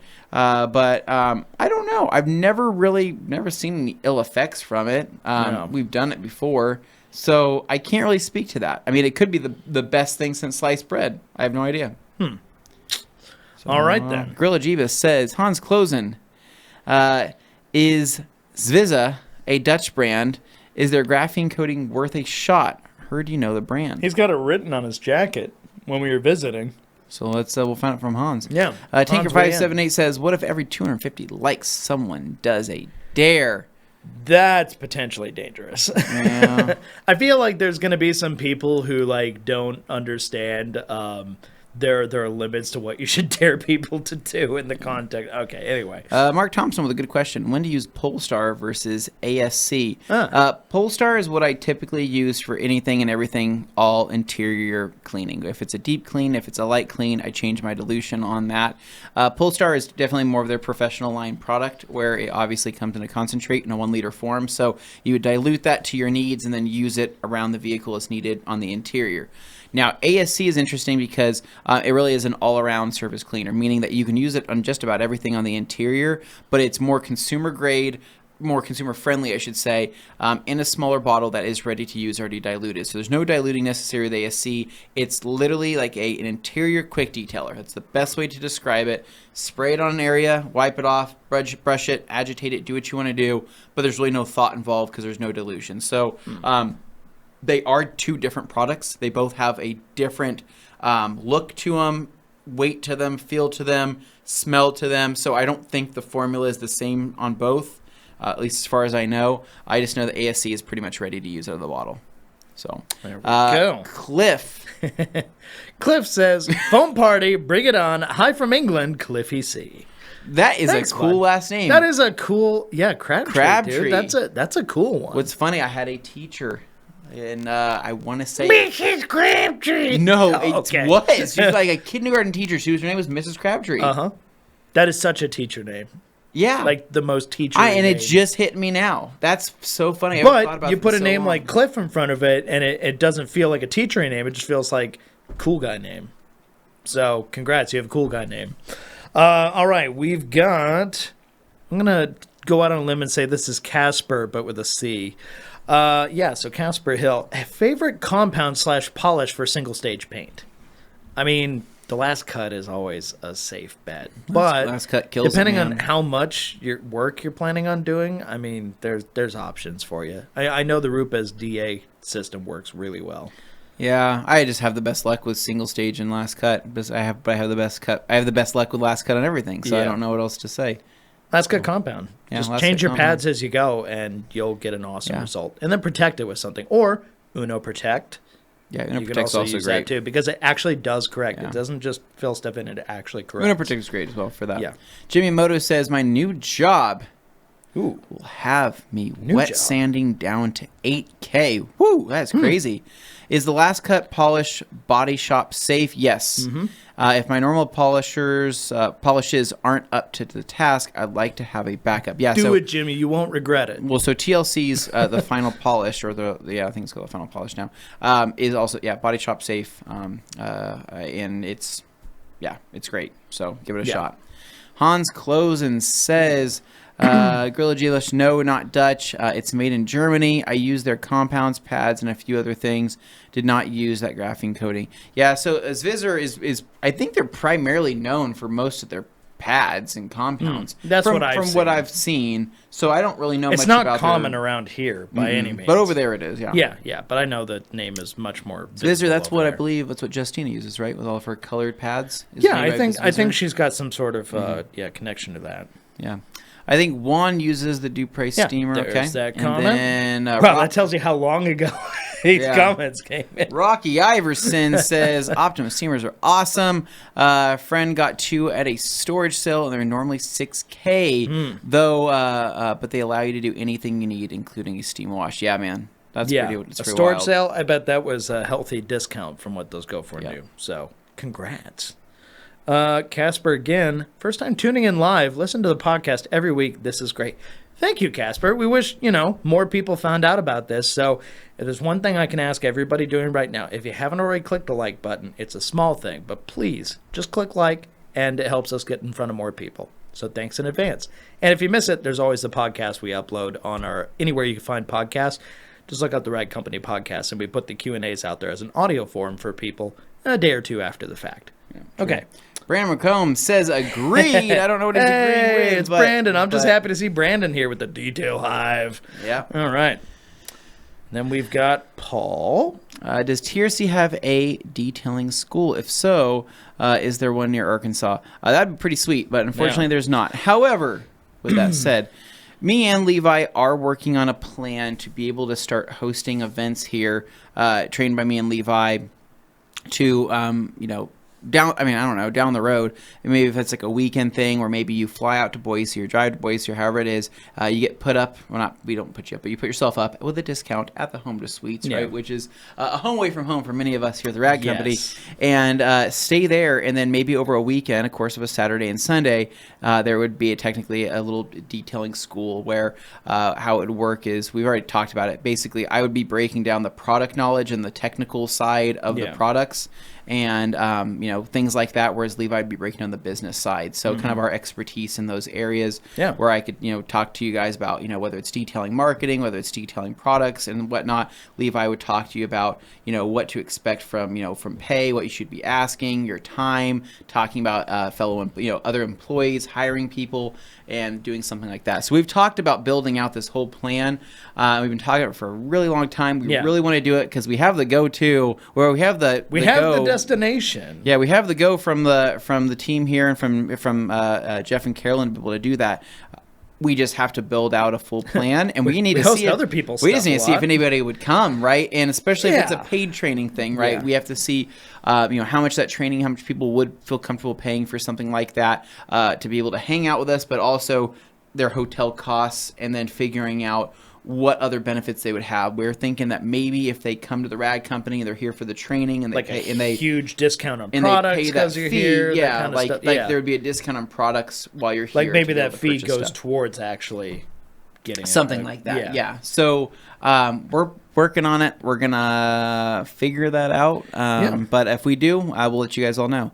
Yo Hurl says, hello all. Hope you're having a great day. Thanks for all the live feeds. They've been great. Yo Hurl, thank you, man. I feel like we've been getting better at it. Yep. Like lives are definitely a thing that we really enjoy around here.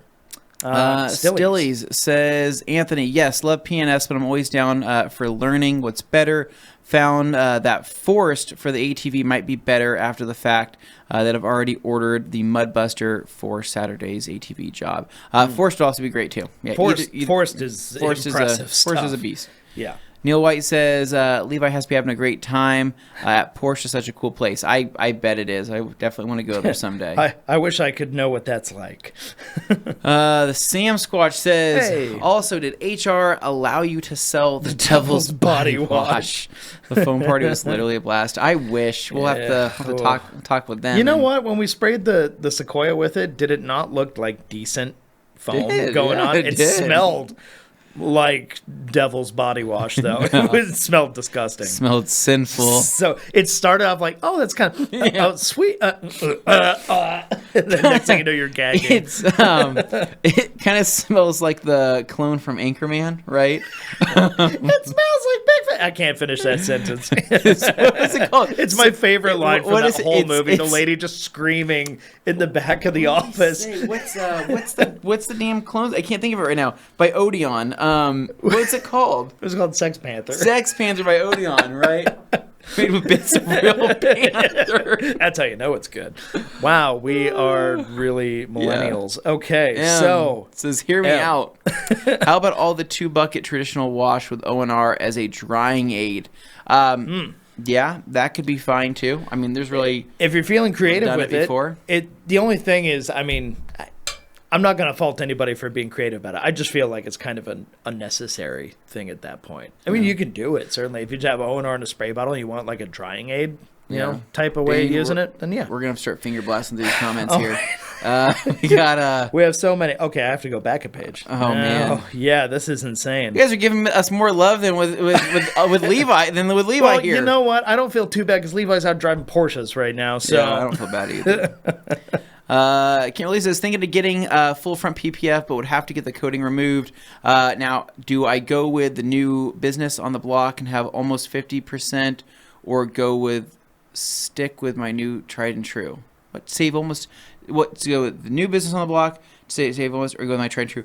Dude, I go with the tried and true. Keep giving them your business. If you like their work and they do a good job, go back. I mean, I would say, or if the new business on the block is your friends, then maybe you want to support them. It's totally up to you. But it's PPF, you want it done right. So true. Make sure it's done right.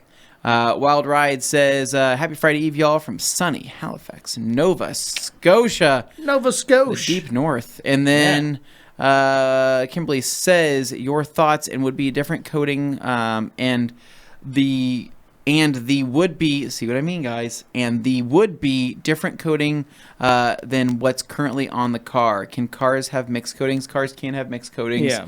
That would be fine. You could recoat it with another coating of your choice, and it would be totally okay. Silly says, my recent order placed on Tuesday. I need by Friday. Put a note on the order. Please rush. Tracking says it's arriving today. Great job, Tierci. Cool. Thank you. Huge thanks to our wonderful packing crew. And then, when the carrier actually does it right, it gets there when it's supposed to. So that's great. We got Bill. Howdy, fellas from sunny SoCal. I find myself in a bind. I need to do a small load of laundry, but I am out of my detergent. Can I use R2R in that without any damage? So yeah, you can. I've washed clothes with R2R before. We've done it here. I've washed my work shirts with R2R. Yeah. I wouldn't make it a consistent thing, just because it was designed for textiles and it can wash clothes. It's got a lot of cleaning power for probably normal everyday clothes. If you're looking at a purely, cost analysis of it, R2R is made for a specific job. So it does cost a little more because of some of the ingredients that are going into it for that purpose. So using it for what would otherwise be a very easy job that another detergent could do, really just use it in a pinch. In a pinch, I would say you're fine. Yeah. But don't blame us if you throw you bought like a $300 pair of jeans and they said, my jeans look different. I don't want to be blamed for that. They feel weird. They cracked in half. Turns out they're 3D printed. Tom Kirby says citrus was a bit hard to rinse off. Yep, so the citrus wash from G-Technic was the harder one to rinse for sure. We are on page 3.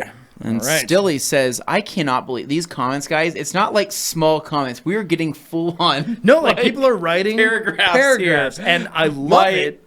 Thank you. Please keep it coming. I'm loving the activity. It's just, whoa, we gotta get through a lot here. Let's see. Stilly says, my doctor says I got to stop detailing due to high white blood cell count.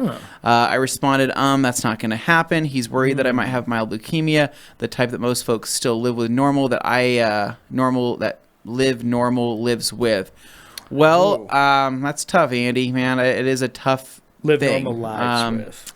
I would say talk to Levi about that. I think that he'll get into a really deep discussion with you, and I think that he's a knowledgeable guy, and I think that he's also understanding and can probably relate to something like that. Maybe not that exact situation, but I think that he would be a good resource. Whereas I'm one of those, if the doctor tells me something and it's tough information, I will probably digest that and think about it and overthink about it and be like, well, I can never detail a car again. And I'd freak out. But that's me because I'm just like that. Sure. Graham Marshall says, having used BeadMaker for the first time last weekend, and the FTW is the suggested towel from Clean and Shiny. They do a kit. Any thoughts of enlarging it to a drying towel when using it as a drying aid?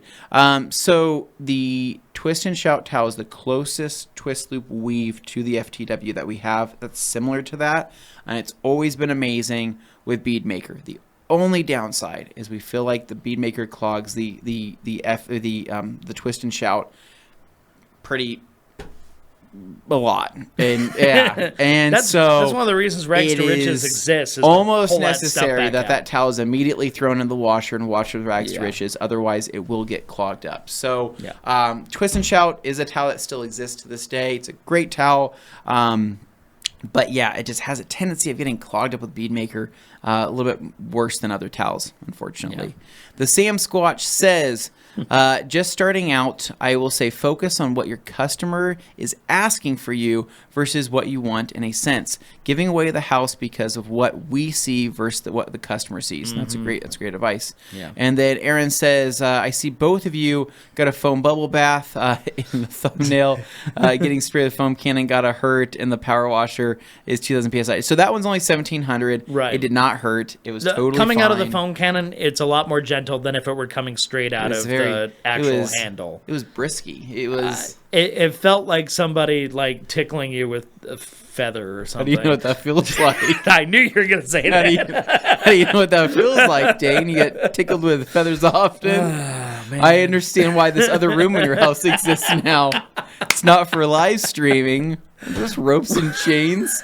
Speaking of which, there's actually a whole show on Netflix called How to Build a Blank Room, right? Oh, boy. Watched a couple episodes, and all I can think of is, like, there's people into this stuff, and they're willing to embrace it. That's totally fine. No judgment there, right? If you're not hurting anybody, just let them. I was just like, this is shocking. So when somebody walks into your house and opens up this room, right? It's very bold of you to just be like, so here's this. Yeah. So this is that. And I go, is that a saddle? And they go, it is. And I go, for what? Not a horse. There's no horses in this subdivision. Now we're doing the raunchy thing that they were talking about earlier. Tanker578 says, I want to start a semi-truck wash business. Any products that can break up chunky grease.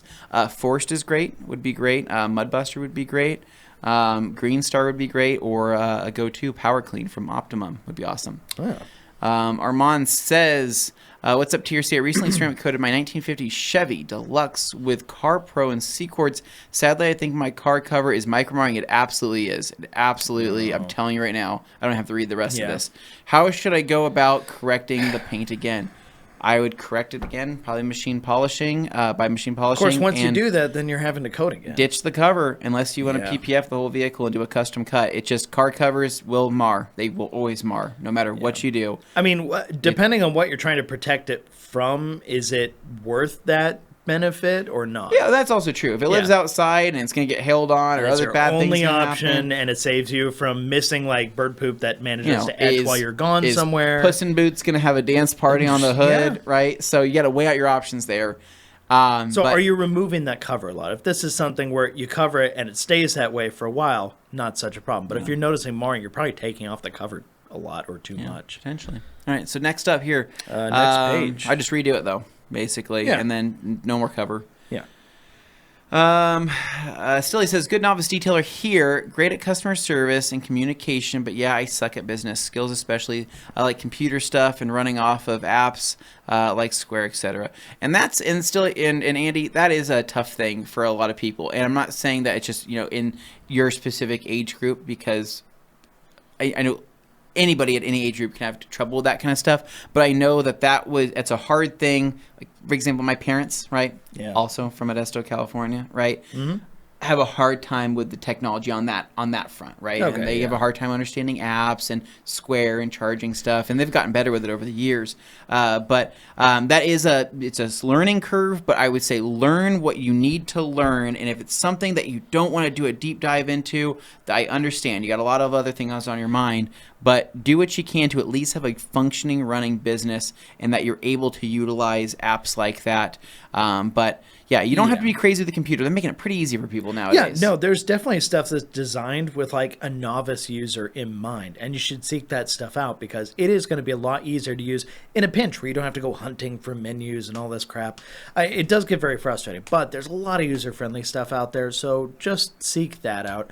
I would say don't try and be all things to all people. Focus on what you're good on and expand your skill set from there, but don't overwhelm yourself, because if you're overwhelmed, you're going to do more things poorly. If you just focus on the things you're good at and carefully expand out from there, you'll feel much more comfortable and do a better job. Yeah.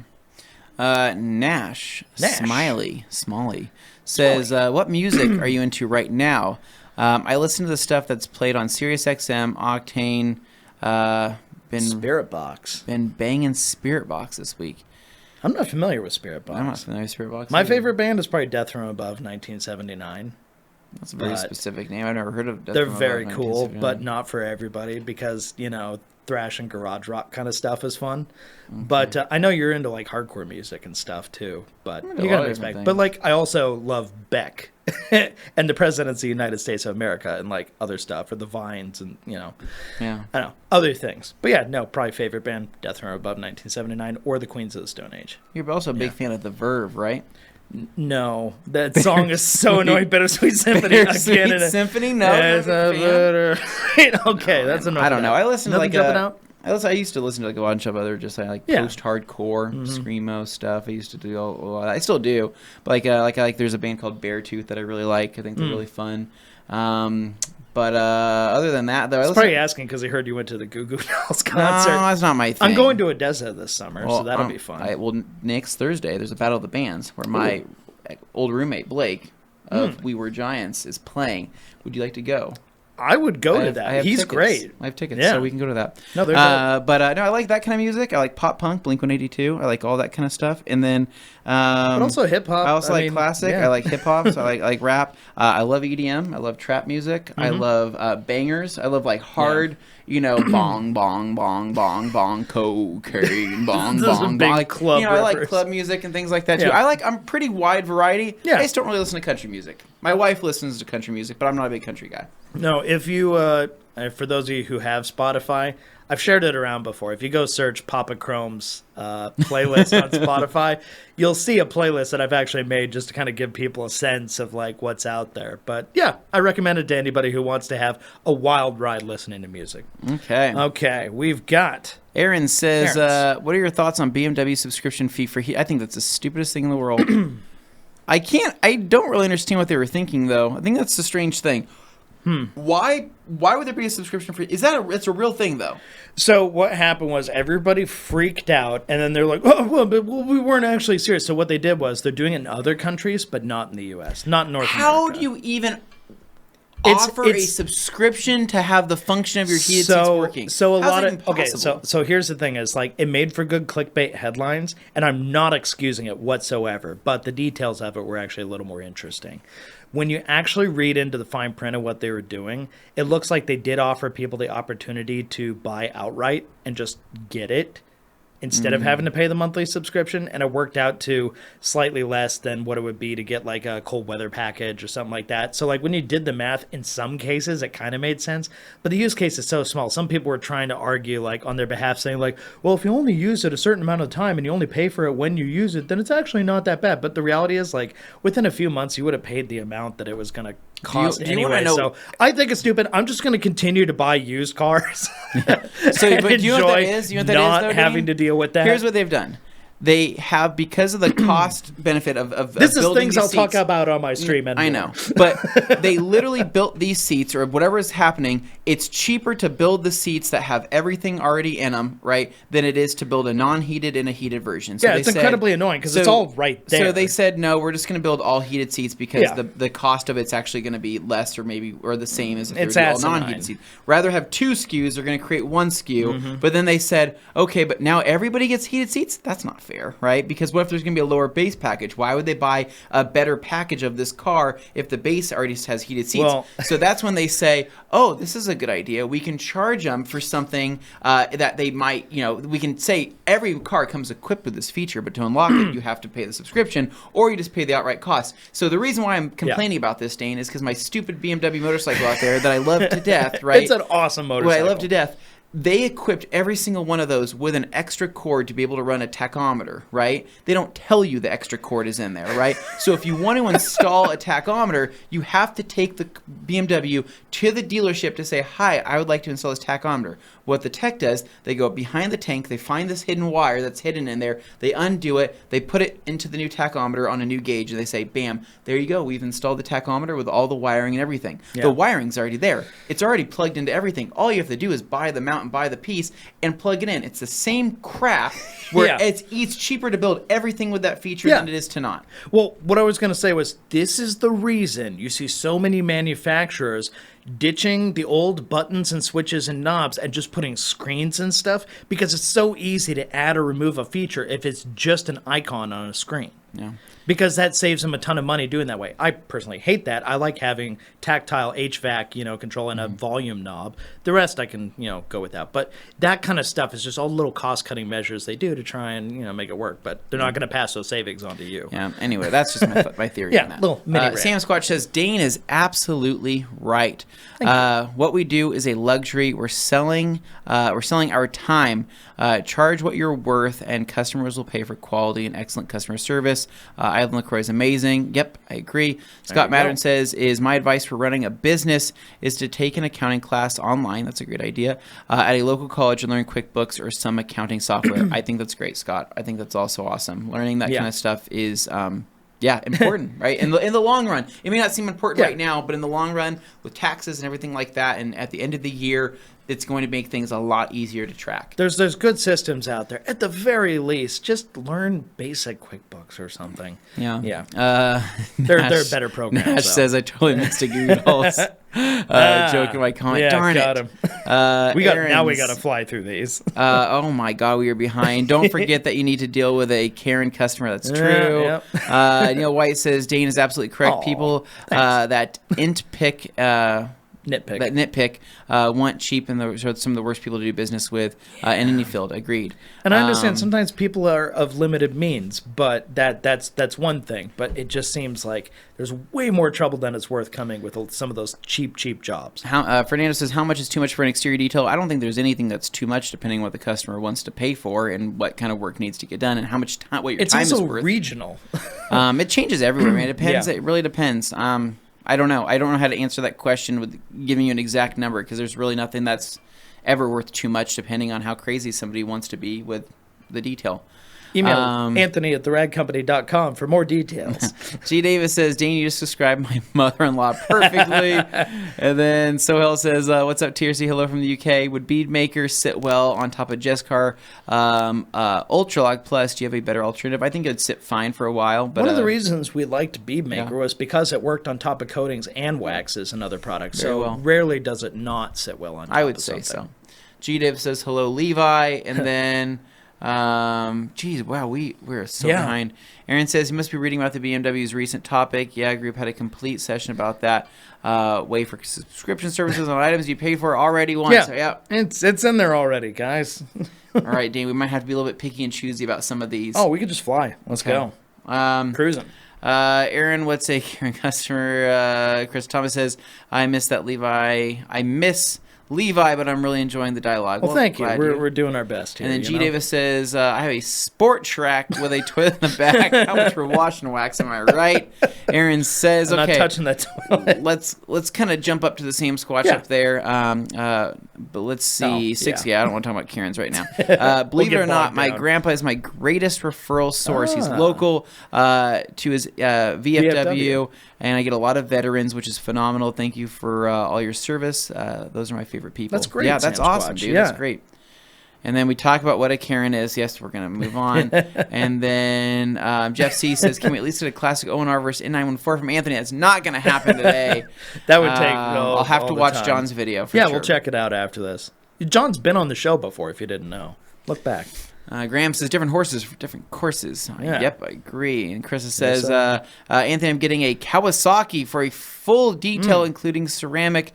What do you use for the black trim? On a Kawasaki, I'm assuming it's a sport bike, I probably wouldn't do anything on the black trim. Honestly. That's it. I mean, it's just, if it's black plastic, it needs to be like restored. If it's faded, maybe solution finish. But outside of that, yeah, I wouldn't put a dressing. I would just clean it. Yeah, Casper. Thanks a lot, guys. Love your channel and Ivan's too. For starters, I'm only doing O&R for quick results to get a rep. Yep. Recommendations for towel setup for a full car detail inside and out.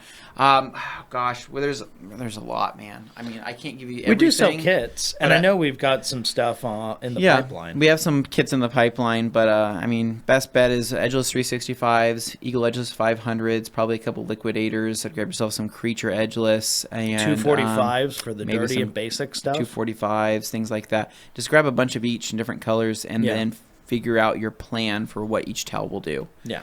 And then we should carry McKee's products, says Aaron. I don't think so anytime soon. A lot of people already carry stuff like that, so we try not to do different things. Yeah, Big Reds is checking in, and then we have any idea which Koshami, any idea when Koshami will have all over ceramic coating is going to make its appearance? I have no idea. We thought it would happen sooner than it would be. Hasn't happened yet. Okay, we're on to page 2.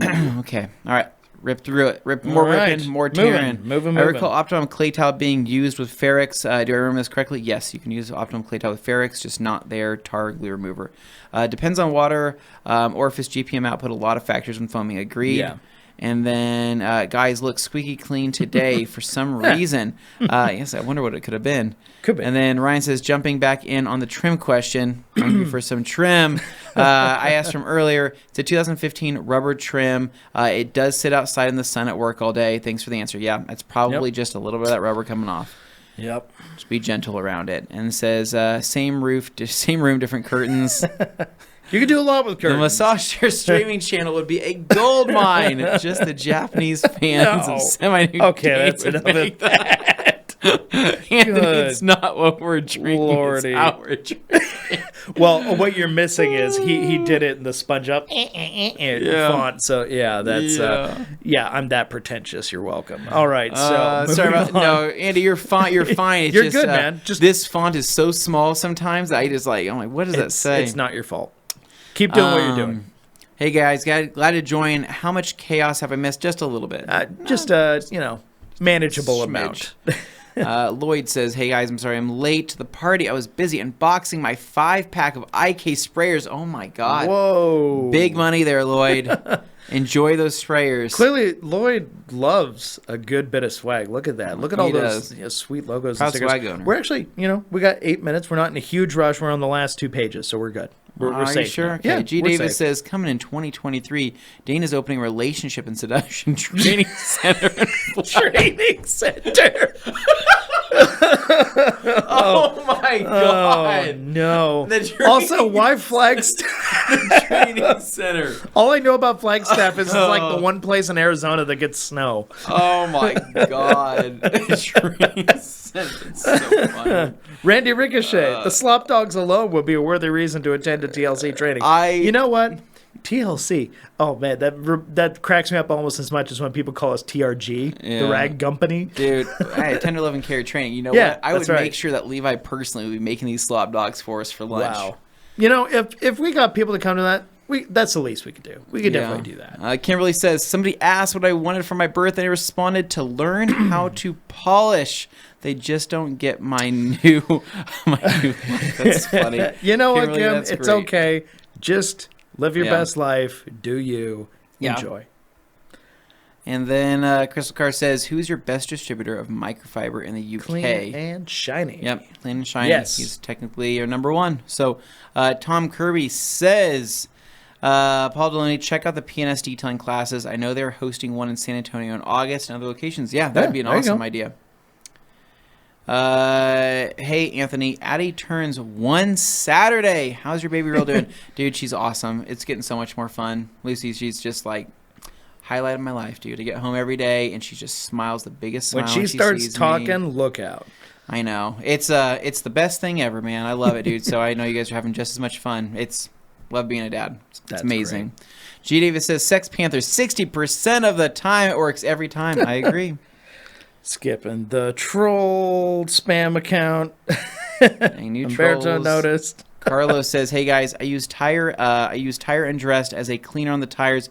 Should I dilute it or use it straight out of the gallon? I believe it is a straight used product for undressed." Mm-hmm. Tom Kirby says, "Anthony, R2R is made for textile and detergent is for clothes. What are your clothes made out of? Clothes are technically made out of it's a textile. It's still a textile. It's a textile. It's a cotton cloth. So there's a lot of polyester. Sorry, when I say it's made for textiles, I'm saying it's more made for, I don't know. The exact composition does matter. Yeah, I mean, like when I think of textiles, I typically don't think of like clothes I'm wearing for some reason. That's you think of towels, right? I think of rags, bulk towels. Yeah. You know, I don't know. Tablecloths, napkins that are made of fabric. Right? Yeah. So, but yeah, it's made for that. But the thing is, it's, you know, there, unlike detergent, which is, there are things that are meant to protect color, and there are things that are in there to, you know, make sure things smell good and target maybe certain types of stains or things like that. You know, R2R is just a powerhouse in terms of cleaning power, so it's going to try to deep clean everything. I just wouldn't want anything to fade. Yeah. Ceramic brake cleaning solutions, just the same deal, or do you need to take certain precautions? I don't know what that was in question. Well, he's just wondering if you treat ceramic brakes any differently than you do other standard, like steel brakes. Oh, he's not. Okay, I thought there was another question that he was referring to. He's just wondering about cleaning solutions for ceramic brakes. Pretty much the same way, man. I mean, Brake Buster is great. I feel like that's what a lot of people are using. Brake Buster, just another one of your favorite wheel cleaners. Magic Wheel Cleaner is great as well. Great. Because it's carbon ceramics don't put off as much, so you're not going to be able to see a lot of that color changing. So you might just be happy with just something as simple as Brake Buster. Mina says, I'm going to pinch. I used R2R to wash clothes, just a very small amount. It's worked fine. No bad effects. There you go.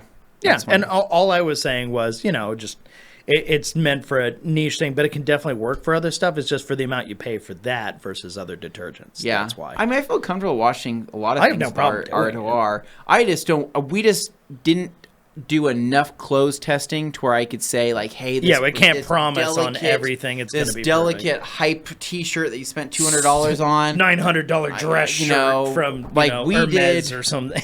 Like, I think when we tested things, I think we washed a couple of Dixon flannels. We did all of our testing here in the studio. Yeah, we have a actual wash bag. It was mostly work shirts, Dixon flannels. I think I washed one pair of jeans, and then we threw some other stuff in there, and there was no bad effects. But we were willing to sacrifice any one of those bits of clothing for the cause, and everything worked out great. I know we're getting the wrap it up signal, but we do have this final page here we're going through, so don't worry, we're getting there. Can I use Speedmaker without claying the car? Yes, you can. Yeah. G. Davis says Anthony's hand specialist and Civic exhaust guy told him finger blasting would derail his career as a pool party magician. That's enough of that. The best part about having a horse in one of those secret rooms. What's behind door number 2? No matter, you'll always have a no. Oh my God.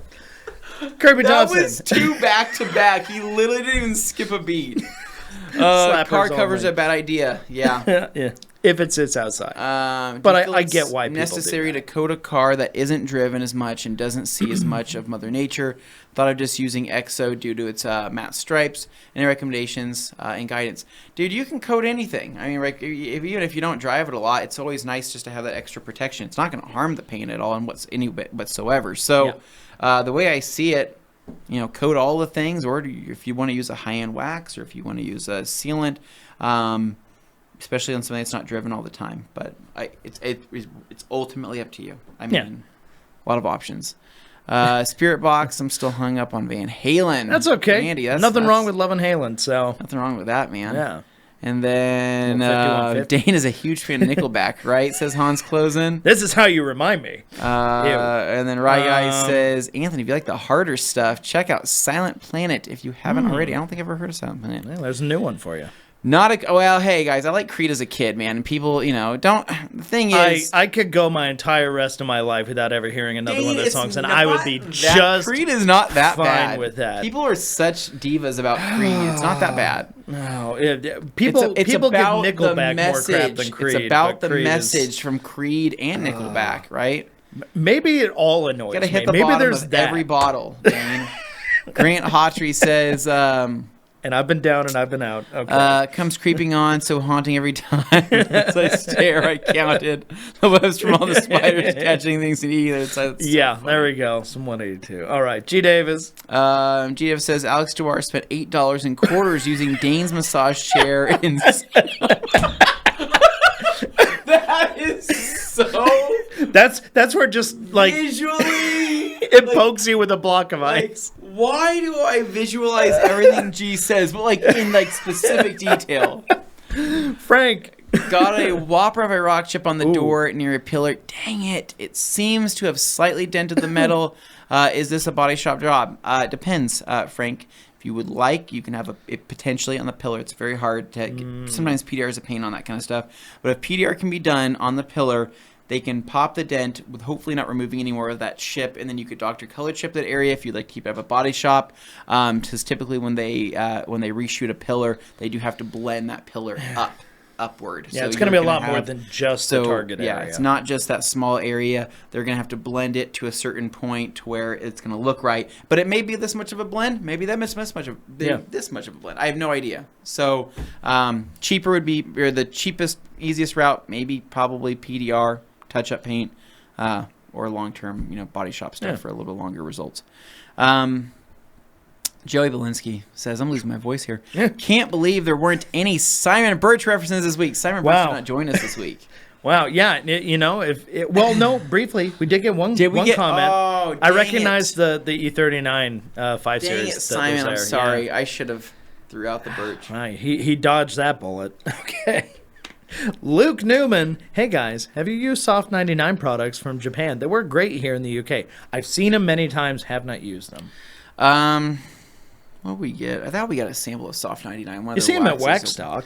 I mean, they're out there. We tried something somewhere. You or Levi might have tried some of their stuff. We tried something somewhere, but I can't remember. Or was some stuff like Jim White's place. But they're popular. Apparently that new windshield coating's pretty good. Okay. Michael C says, what has more of an aggressive cut? A fine pad with a medium polish, or a medium pad with a fine polish?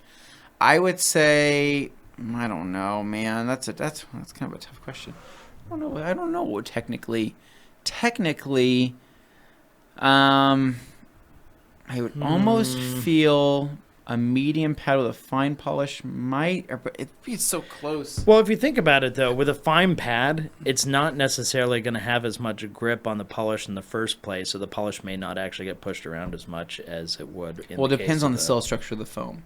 Yeah. Is what I'm talking about. I'm going to go with medium pad and fine polish, or if it's a trick question, it's all the same, then I guess there's that. But I would lean on the medium pad being more aggressive. Dennis Davis chiming in and says, hi. That's it. Hi, Dennis. That's it. What's going on? Hey. And then we have Mama McMurray popping in here. Look at that. Says something is missing this week from last week. I know. Right. We all miss Morgan very much. Yeah. She can come back anytime. She's always welcome to join us. And I'm sure you say the same. I know. Tom Kirby says, thanks, Dane Anthony, for today's Q&A. Have a great weekend and we'll hear the stories next week. Surely there will be. And Mama McMurray says, or the week before. Either way, missing my Morgan. Good news, though. I got a fresh supply of new Tierci towels thanks to Morgan's shopping trip. There we go. Okay. Well, great. Use them. Abuse them. Have fun with them. And there's plenty to go around. So whenever you run out, just come back for more. There'll be more when you come back. Or get Morgan back home to come back to us to bring him to you. However it works. It's a very roundabout way of doing it, but we understand. Neil White says, I knew it. Anthony likes Creed. I don't mind Creed. Oh, man. You're going to die on that hill? I don't listen to Creed all the time. But I'm saying. I'm kind of getting the impression you might. If it turns on, I'm also going to sing along. If it turns on, I'm changing the station. Then you're wrong. I'm deleting that playlist says, if it appears. well, hello there, foamy homies. Any insight in the pipeline with the KCX Active and Superphone 1 liter? I have no idea, dude. Man. I wish there was something coming. I only know what you saw yesterday are the ones we have. So. And then Shiny Light Detail says, only 73 likes. Smash that thumbs up. I agree. Bump those numbers up. Those are rookie numbers, son. And then, Anthony, have you tried the Angel Wax product you were given at Wax Stock? Funny enough, still in my bag. I need to break those things out, man. So I got a windshield coating, or windshield products from Angel Wax. And so I got to give them a shot. They're still in, don't judge me. I have not fully unpacked my Wax Stock bag. Most of it's out. Oh, no. Not all of it. But Hans is saying bye. Joey says your arms are wide open for Creed. And G. Davis simply says, thanks, guys. And, look at this. Nick in at the end here with the clincher. You guys always goofing on Dane and busting his chops, but your paychecks come from his parents? Too funny. Y'all been lifetime buddies? No, actually, we became friends on this job, but I like to think it's a real friendship, and we're allowed to actually give each other crap because we all know we're coming from a place of love, so it's okay. We are, from when we started this job, we are now lifetime buddies, 100%, so nothing has changed.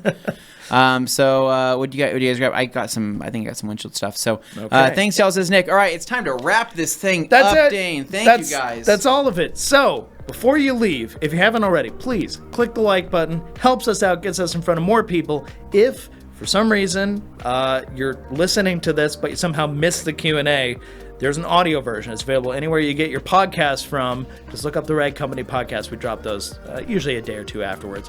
And you can look forward to that. Otherwise, have a great weekend. We'll catch up with you on Monday or Tuesday, depending on how things go on the Rag Company podcast channel. So you can look forward to that. All right, everybody. Safe weekend. Have a good weekend. All that stuff. Bye.